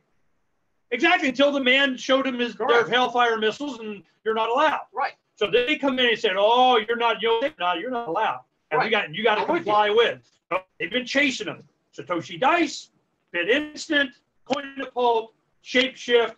Where is Eric now? I'm sure he's off doing something. He's got his own dark side of the crypto ass, building his own damn ship. So I'm going, a philosophy which is what Roger does. Roger and Eric are the two people that I see as leading the charge on the right philosophy and the reasons behind it. And the only, but you may be a pirate, but you're riding on the king's road. Yeah, Ernie, I'm a pirate. Ernie, again, Ernie. Well, why wouldn't I? Ernie, again, you're saying the right things. You see what's happening. Yes, of course I see. But here's what I'm trying to explain to you. What happened to Eric can happen to Roger. Of course it. What the hell do you think was happening? Ernie, listen. What happened to Eric can happen to Roger. The way the government showed up to Eric Voorhees and said, you better start identifying every one of your customers that's using crypto. And he's got two options. He can get rid of the company, close the he can close the company, he can sell the company to someone else like he did with Satoshi. Or he can start seeing his customers and identifying them to the man. In order to comply and keep his business. Yeah. What I'm saying is the same exact thing can happen to Roger. Roger's business is centralized. The government can't show up and force him to identify everyone. And this is the difference between Bitcoin. Well, we're gonna find out. They can. That's a test. Just like when the transactions killed Bitcoin as a currency. It's fucking not a currency if it does it again. I guarantee it. And what I'm saying is every single cryptocurrency besides Bitcoin has the risk of a government showing up and telling three people what they have to do. The difference and they will get it done or they're going to jail. The difference with Eric, I'm glad you got the crown on your side, Tone. The one thing that I'm looking at, Eric, they go to Lava Bit, and what was the guy in Lava Bit? What was that guy's name? I don't know. The Lava Bit guy. Yeah. I forgot his name, but yeah, that's Edward Snowden's email thing. Yeah. Right. So Lava Bit, the man shows up and they go, guess what? You're identifying all the people that are in your mail or your secret mail, your whatever mail. Anybody that we're doing it, or you're going to jail. And he goes, let me think for a second. And I shut it down. He deleted all the email. Yeah. And he just deleted it. It's done. It's over. Now what? And they go, well, you like impeded an investigation of kind of, you're not allowed to kind of whatever. I ain't done. I got a button. Let me show you how to do that. I'm with you. So what happens is you do the same thing to Eric. And they go, you are going to give us all the people in. He goes, I don't have that information. I don't have anything. There is nobody. I never kept it. I don't know what it is. You want me to do this in the future? Okay, fine. I'm warning you. Hey, anybody does this, you're going to be outed. Ernie, why do you promote? I mean, they're pushing the principle. They're pushing the principle. And your principle is it works and complies. Ernie, they're pushing the principle. Man's got missiles. They're pushing the principle, and the principle always ends the same way. The government comes in and screws the people and screws the project. If they can. Right. And if they can, they are. Ernie, what I can't get through.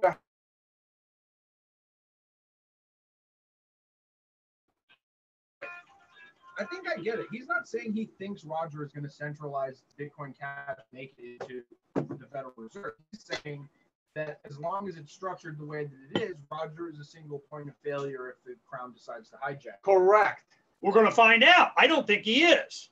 I mean, why would we not find out? You think, because how many times do I say? Find out because they're not going after him at the moment. Well, how many times have I said on this show, if they can maintain, enhance, expand their intrusiveness and control over the individual for their benefit, if they can, they are. Right, but they sure as shit want to. With these other projects, you're saying, hey, they went after the creator, and what did the creator do? He didn't comply. He shut it down. And so therefore, like, compliance is not mandatory. You can get away with it. But if cryptocurrencies,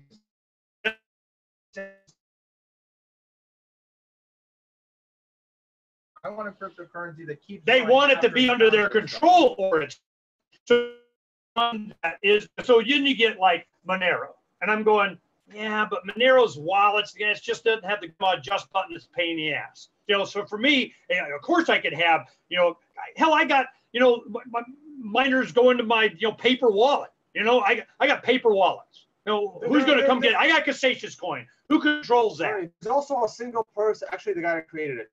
There's actually a single, which is true. Yeah, Casacious coin. You could have kept the secure. Yeah, no, I'm with you there, but you know. I trusted him, but I have one of those as well. Concept, right, performance art than anything. And they shut him down. Yeah, of course they did. Because they arrested, you know, at TSA line. They got Davi pulled over because he had.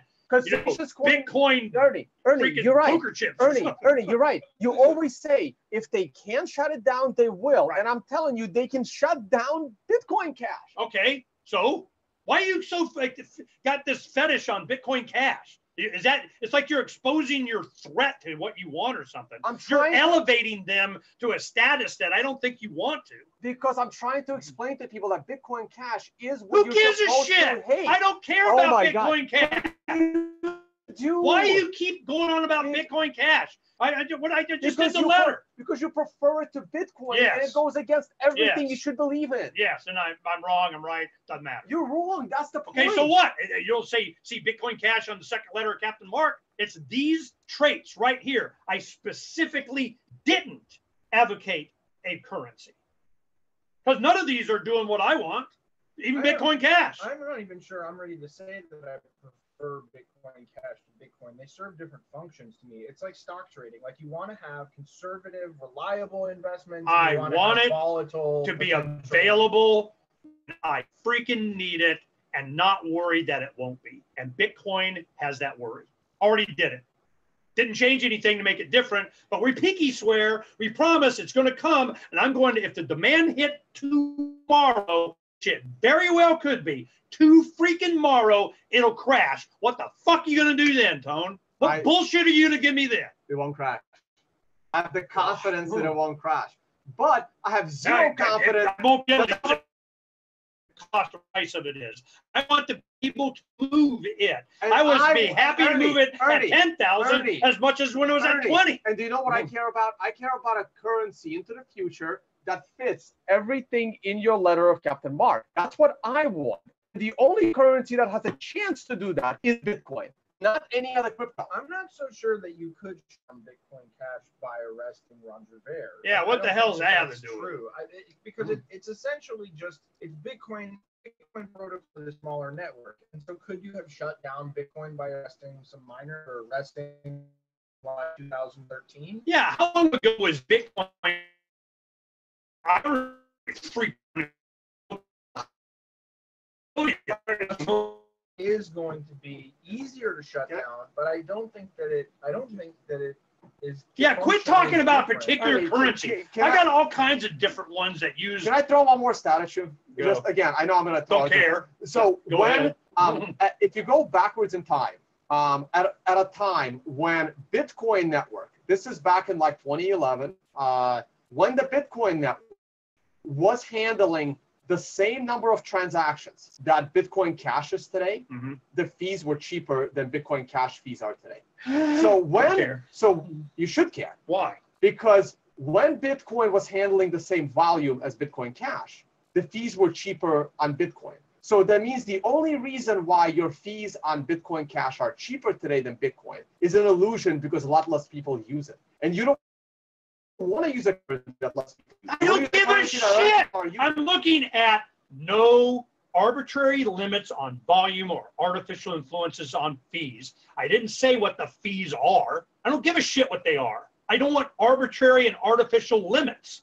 That's the point. So you're assuming I care what the number is.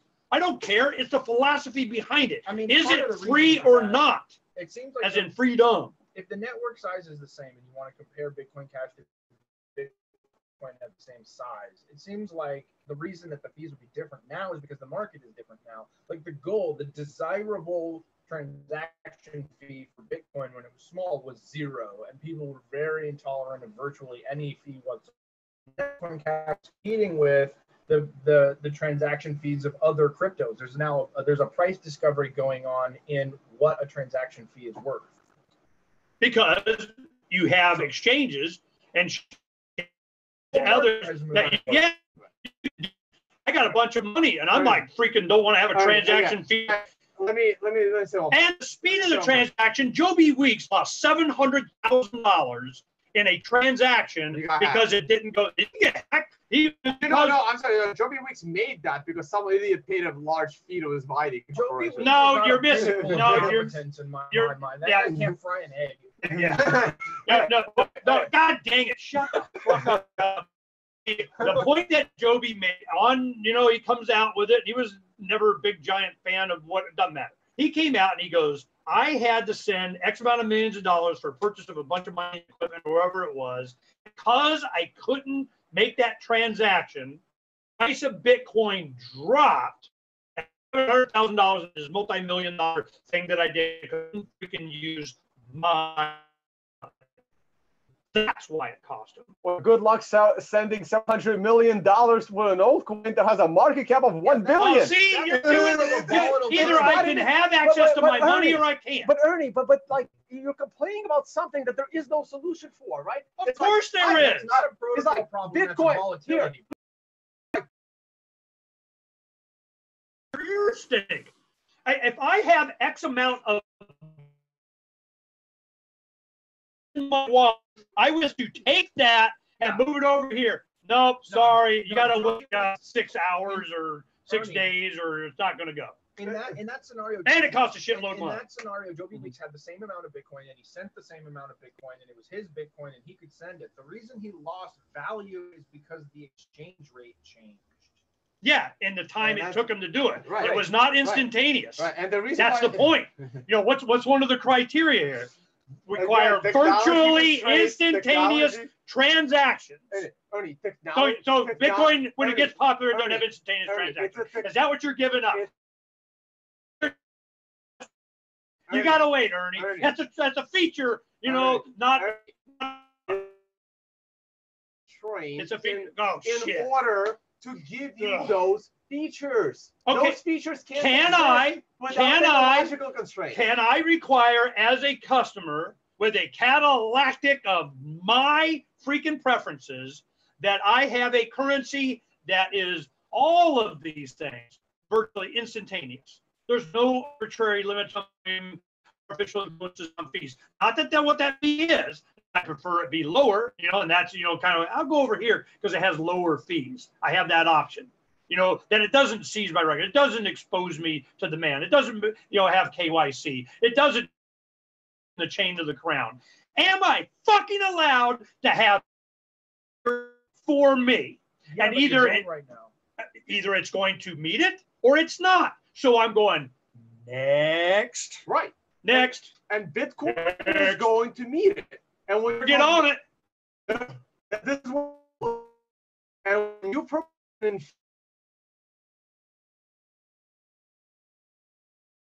don't see a value in competition.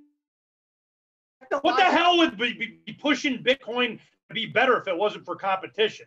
Hell, they'd be worse than what they are. Yeah. All right. One more thing is actually, here's another thing you probably haven't considered, right? Whether you're using Bitcoin Cash or Bitcoin or Monero doesn't matter. What currency is that fee in? What currency is that fee calculated in? I have no idea. Probably Bitcoin. Well, it's calculated in the currency, right? So when you send that Bitcoin transaction, the fee is calculated in Satoshis, right? Satoshis per byte of the size of the transaction, right? When you send a BCH transaction, the fee is calculated in the Satoshi version of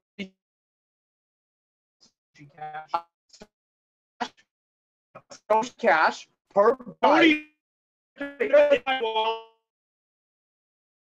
Just listen. When you send a transaction, just listen. I gotta know what the fuck you're talking about. I'm trying to explain to you. When you send a transaction, the transaction takes up a certain amount of size in the blockchain. Yeah, based on how many inputs, right? Correct. So your transaction has X amount of size. To calculate the calculation of that fee is done in Satoshis per byte of the size of that transaction. In the case of Bitcoin Cash, it's Bitcoin Cash. Now, in the case of Monero, it's the lowest unit of Monero. And we had problems with this. Listen, Ernie. It was $10. Can you please just listen? You're assuming the audience knows what you're talking about. I'm trying to explain, but you're interrupting. Okay. Now, the smallest fee that you can possibly pay is 1 Satoshi. You can't go lower than that, right? At the moment. I mean, you could alter the protocol to include more.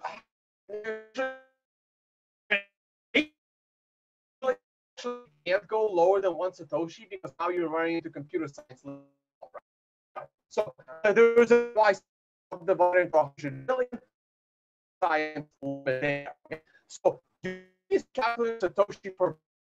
To go lower than that is to just say, you know what, I'm going to be cheap as hell. I'm going to pay 1 Satoshi for that transaction. Now, as the price of Bitcoin goes up, 1 Satoshi is worth more dollars. Right now, 1 Bitcoin is worth 3,000. 1 Bitcoin Cash is worth 130. So by default, 1 Satoshi on Bitcoin is worth 100 times more, or not 100 times more. So it's worth about 30 times more. 1 Satoshi on Bitcoin is worth 30 times more than 1 Satoshi on Bitcoin Cash. So by default, your transaction fee on Bitcoin is going to be 30 times more expensive because the value of Satoshi, if the transaction doesn't necessarily have to be. With 1 Satoshi, yeah, it's 30 times more expensive. It happen. So I mean, the same would happen with silver and gold. 1 gram of gold is equal to this amount, and 1 gram of silver is equal to 1 gram from. Yeah, but it goes down to 100 million. I mean, we're talking cash. That's what I'm saying. He's saying 100 million of a Bitcoin is 30 times more for that transaction than Bitcoin Cash, simply because 1 Satoshi, is more than whatever. So what? Okay, because when I look at silver, it gets popular, it's demand. Now the fee it's down for. I remember for 79 cents under spot, okay, per ounce. And I'm like, whoa, you ain't doing that anymore. So now they just get rid of the junk silver and care. And we had demand for it. All of a sudden it became popular. Now you're paying a premium on it. So now, I go to Robertson and I say, hey, I want some silver. Now the price shot up to like 15, 60, 70 or whatever it is, but depending on demand, it may be less than when it was $13.90 because the per ounce premium on it might be a dollar where previously it was $2. So what I actually pay for it, it's a floating fee for me getting it, a premium on it. Now on Bitcoin and Bitcoin Cash, you're going, well, Bitcoin Cash will always at the very minimum will be less in a transaction fee capacity because the minimum you can do is 1 Satoshi and it's 30 times less than what Bitcoin would be. Yeah. And I'm going, So but we're talking nano. God, really? Is that? But that's the thing. But Ernie, yeah, I mean, Ernie, we're down to. Are you? Ernie, that's an argument. But we weren't. When the price of Bitcoin went all the way up to $20, the value of a Satoshi got significantly higher. Yeah. You add significantly by still a fraction, a bunch of zeros after a penny. But it's the same ratio, is the point. Right. Okay, and I'm like, how does that apply to your point? And like the ratio of $1 to €1 is the same ratio as the ratio of 1 penny to 1/100th of a euro. Like it's just math. Right. Yeah. And you're right. And because of the 1 megabyte limit, that was not going to get rid of. See, that's the thing, right? What is the point you're making with that? What I'm making with that is that Bitcoin is always going to be 30 times more at a minimum than Bitcoin Cash is I'm saying it's going to go significantly higher. I think that the value of a Bitcoin in the future is going to be $40,000. Value of a Bitcoin Cash will stay in the hundreds. Well, his speculation. And I'm like, I don't care because I'm putting money in, I fiat in to make a first.io transaction or move my silver, and I'm looking for the cost and the availability of the transaction. It's because you want. I want to be able to use my freaking money when I want to, and not when you say I can. I'm not. Period. End of free story. Well, you seem to think I have control of Bitcoin. You're advocating for a currency that denied me access to my money. But the world and told me it was that was a feature. Told me that was a Bitcoin. You gotta be looking.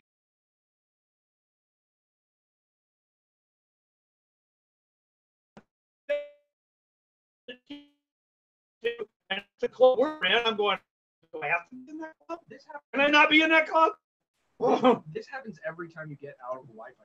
Like you don't have access to your Bitcoin anywhere where you don't have internet access. Like that's a function. Well, I mean, like mycelium wallets can go between, and there have that off, the kind of crap that you can if somebody has addressed that. But with ubiquitous Wi-Fi and satellites coming, that's not going to be an issue anymore. Right. I'm just saying, like it doesn't make sense to me to against an entire currency that at one point the situation was you didn't have access. Like that happens all the time. Like I go to the bank and the ATM is malfunctioning, so I can't access. No. That was not what it wasn't an access, a cause of access to a network or a Wi-Fi. It was, oh yeah, it's here. Yeah, we see you. Yeah, well, we're just not, we're not big enough block to be able to include you, or you got to put in a $60 thing to do it, or you kind of ain't a grandma John. And if you want to have, I keep hearing for years, like, why did I Summit again? Patrick Byrne, Cody Wilson, who it is, Paul Rosenberg, I mean, it was a kick-ass summit. Rodriguez came from Berlin crypto coin thing conference in Berlin, and they were the following weekend or 2 weeks later was the Texas Bitcoin conference down at Circuit of the Americas down in Austin there. Yeah. And they paid an extra, I don't know, $700,000 to have their tickets changed to go to Phoenix instead of going back to Texas because they wanted to be there to confront Cody. Okay. Oh, I was at the next. Because they were doing the dark wallet, blah blah blah, and whatever. Now, Paul, nice guy, got along with him fine, made it clear wide adoption, wide adoption, wide adoption. I go, give me a grandma adjust button, I'll show you wide adoption. I got you. What the hell? You guys are using your technology skills makes it easy to use this. And you keep give me permission and I'll show you wide adoption. Exactly. He's good. Wide adoption was what you want is on my IRS tax form a line that says, and the profit and loss that I got from crypto goes here. That's what you want for your wide adoption is government permission slip of this. And he goes, yep. And then you'll see it skyrocket and we'll go be all, and I go, yeah, and then you'll be a 50 stinking rich and you'll save the planet with this newfound money that the crown gave you. He's right, but then the consensus pool is not people with like mine. Exactly. Okay, Ernie, what you have to understand is the grandma is not easy to make. Even if it's easy to make technologically, it has to be made in a way that is not like Eric Voorhees makes his years, the government shows up and shuts him down. So what you need a button that is resistant to that. And that is not easy to make. I'm waiting. I get what I want. I bitch. Bitch. Exactly how I want. It's very bitching about. It's very easy. Boom. It's very easy to make a Bitcoin competitor altcoin that is not resistant to the government. Very easy to make, but it's very difficult to make sure you get the features that you want when the government can't show up and shut it down. That's what Bitcoin is working on, making sure these features and if it takes another 4 to get done. And I don't know what you call it. If Bitcoin's the one that does it, they win. And to sit there and tell me when I was a Bitcoin fan. I'm good. I don't give a shit which one. I had most of my crypto was in Bitcoin until I wanted to use it. And I go, you know what? I don't have that much Bitcoin anymore because I am not going to sit there and be told money is feature. That is not a freaking feature. How many times you say it? So you'd rather have access to your money? You want access to my money. Period. End of story. Whatever its value is, my silver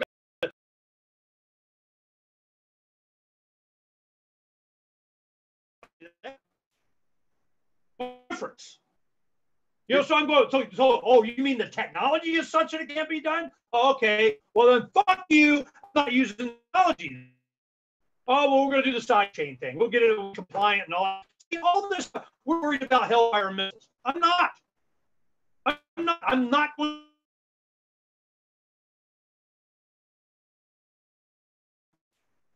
The ecosystem has to be free to operate.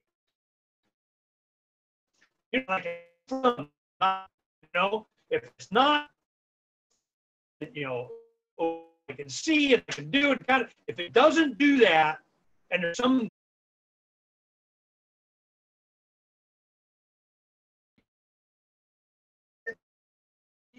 for the last 9 months, where have you been?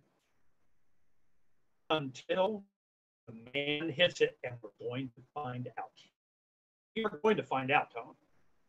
So, I don't. Okay, let's say we find out. It's been cheaper. Next week. It's been cheaper and more efficient the last 9 months. Why have you not been using it? Why are you using a more expensive thing the last 9 months? For exactly this reason. I'll tell you why. When I had a restaurant, there was this monopoly on the phone system. I had 7 lines coming in. All of a sudden, the phone line, you know, I'd probably get my line.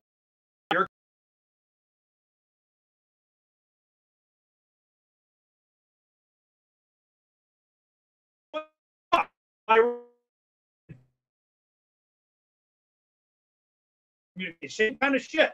It's so bad that I made the decision and make it clear to them. I don't give a shit what other phone telecommunication option I in the future. And this is the late 90s. You still had a monopoly. It was Mountain Bell of whatever the hell before you started being able to get competing services. And then you got voice over internet.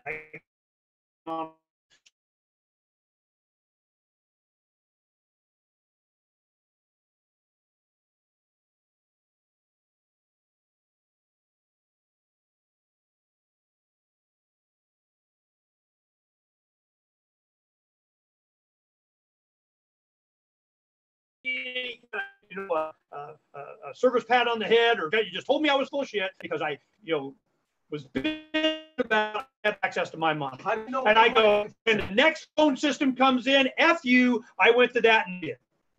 Done. Next.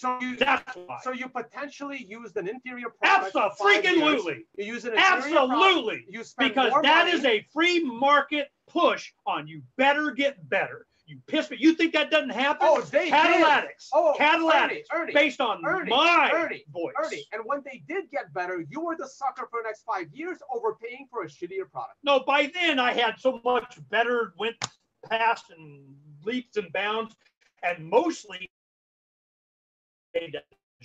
because I bitched, because people, they lose. What do you think corporations want all this PR for their warm and fuzzies and their credibility and J.D. Powers awards of the blah, blah, blah, blah, blah, for exactly this reason, for reputation. And Bitcoin's reputation has been almost damaged beyond repair for the future. And if it happens again, how are you going to recover from that? The government says we sanction them now, they're part of us, and Bitcoin will scream towards the ground saying, please make us relevant. It's irrelevant what the government says. And as long as you just sat there for a freaking hour telling me how relevant the government says it is. To things outside of Bitcoin. Again, Bitcoin. Oh, but not Bitcoin. Fuck me. Right. Be consistent, man. That's the point. It's irrelevant what the government says about Bitcoin, but it's relevant what the government says about another altcoin because they can go and shut it down. They're way more at risk of government censorship. And I want my technology to be built to resist government censorship. And if it takes longer than what I like it to take, and if it takes longer than what you like it to take, so what? In that resistance, I'd like to have access to it. Just saying. And it's going to happen. We're going to test it. Basically, see, the one thing you were inconvenienced by a product that was ahead of its time. Right. Oh, yeah. That was ahead of its time. Hell yeah. And told that I was being unreasonable. Well, the product can't tell you anything, right? It's just people interpreting the product. You were. Like, I had salmonella once, so I only eat kale now. Yeah. Pretty much. Yeah. I give you that. It's that you have a fundamental flaw in some delivery service chain if something happens. Yeah. And then you go, okay, what's the problem? Well, this was a predicted problem. This is like if you do this, and then you go, well, they spammed the network, and that's what did it. A bunch of they did. I go, good. I need to know if it's viable, right, because that's exactly what happens with our servers. When it goes down, we get DDoS, and I need to know if we can survive it.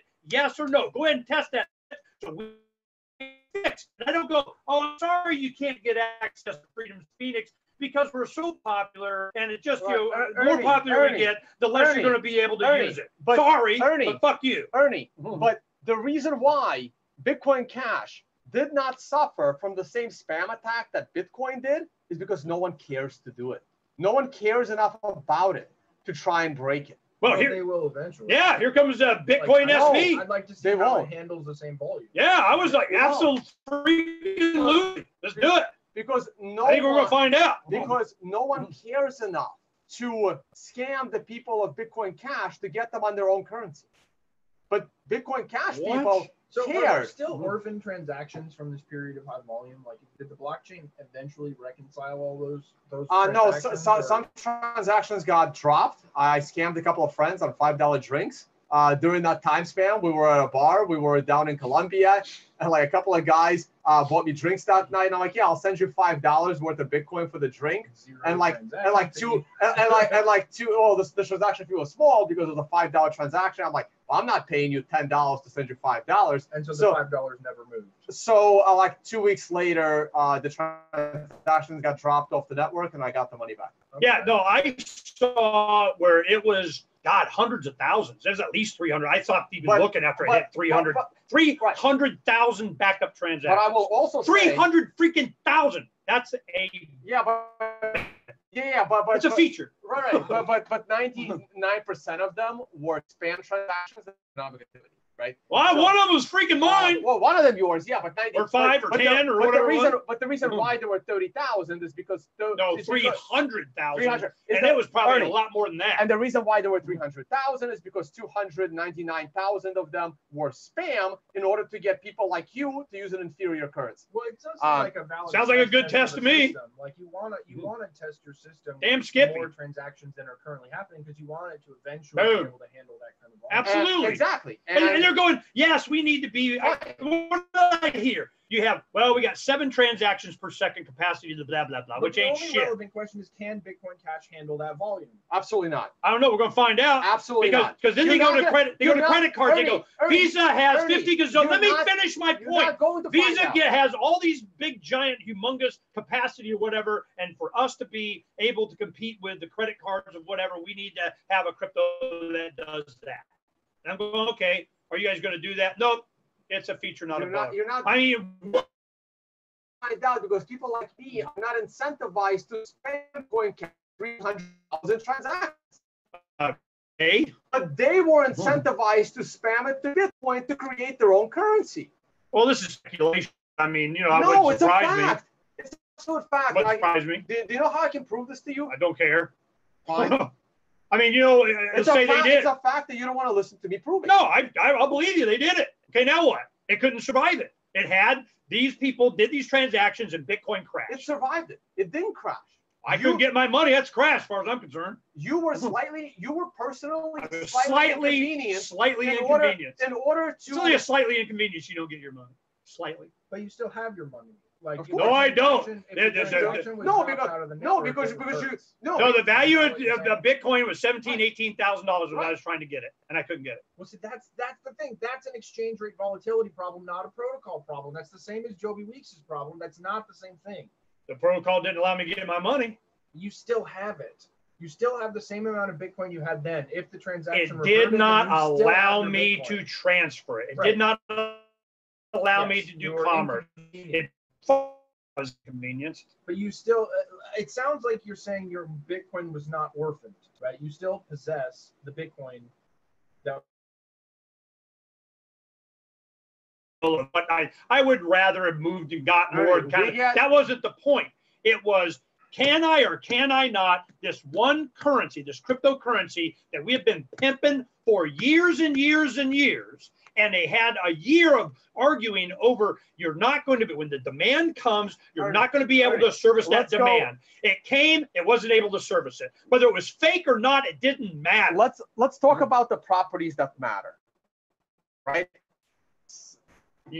Let's talk about the properties that matter. Resistance to government censorship matters to you? Yeah. Yes. Privacy matters to you? Yes. Let's see. The inability for someone to seize your currency matters. The ability of that currency to maintain its value over time matters to you? Doesn't matter to you. Then why do you have gold and silver in your wallet? Because I feel it's better than crypto. That's fine, right? No, but why? But what's the property of gold and silver that matters to you? The fact that I got it. It's yours. Next. No one can steal it, and it retains its purchasing power over time. Yes. Say yes. Yeah, probably. Okay. So that property matters to you as well. Yeah. The fact. The central argument for gold. Listen. Like every gold bug. Right. I know. Yeah. They're sitting there going, "Thanks, dog." Right. Now, I just need it on the record that he says it. Now, go down another property that matters to you is the ability.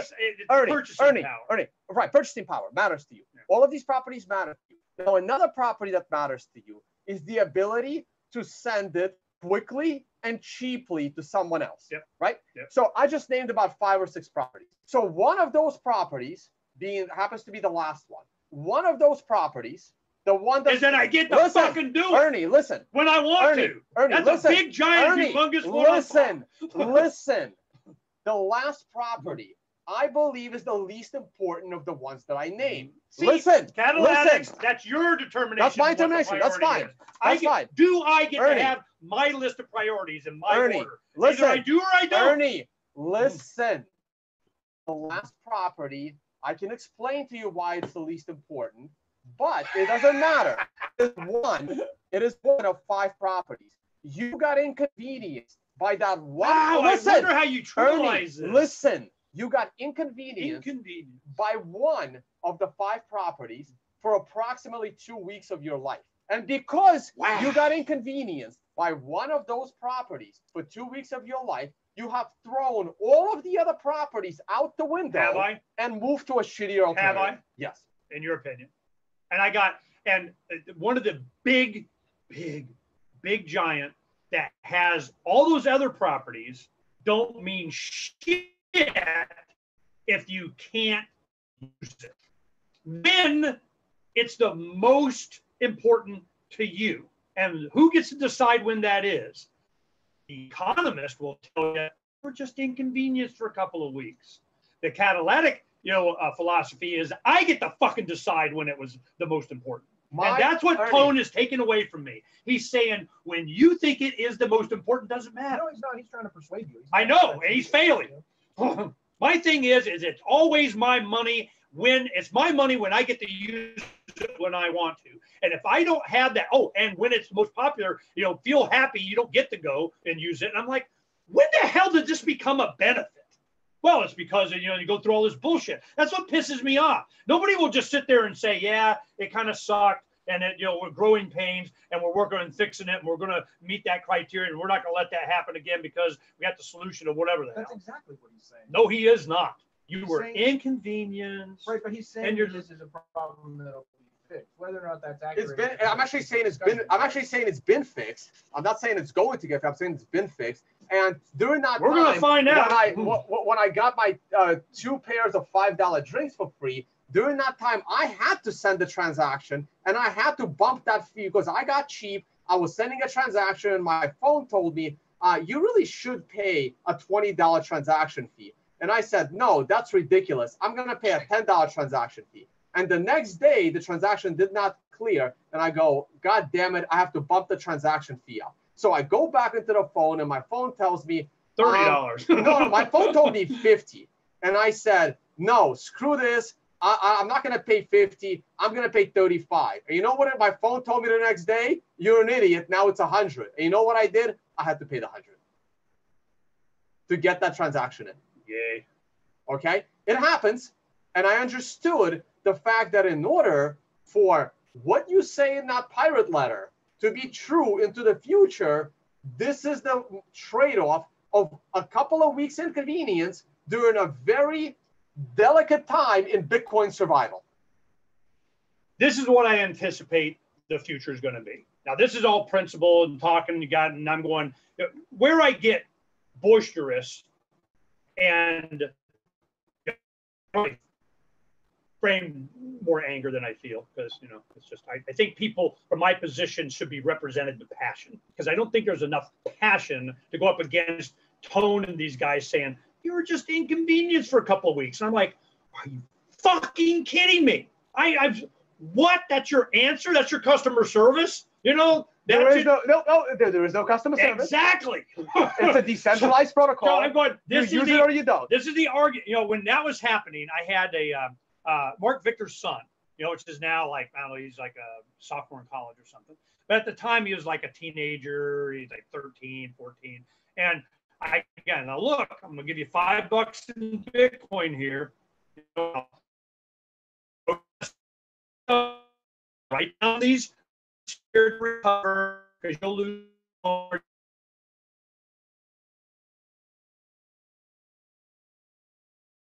And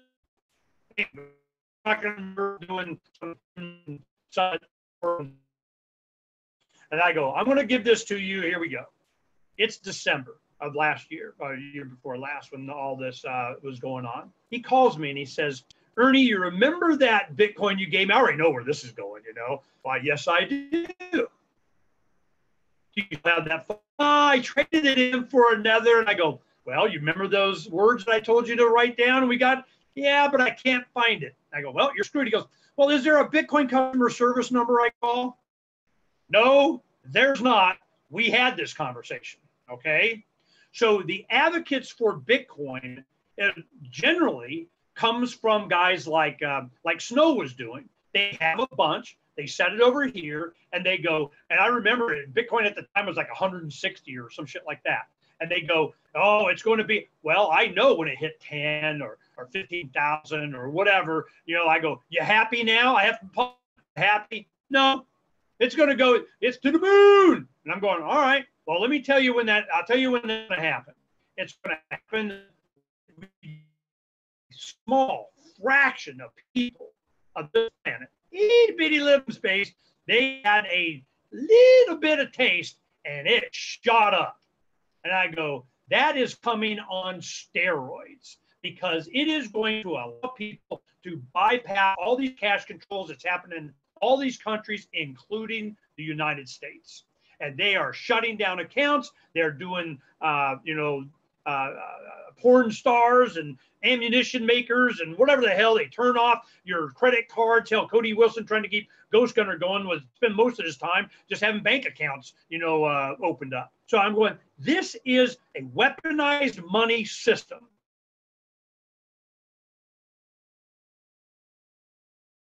To transact with each other without permission slips. They don't want surveillance. They don't want to be charged an armed.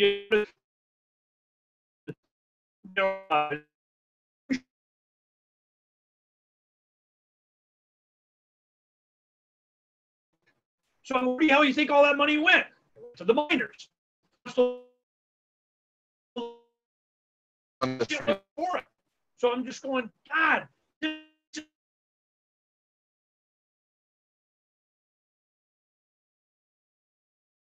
will be taken. There and offered, so there's going to be another crypto, and we haven't even talked about quantum. We follow quantum on communication category on freedoms on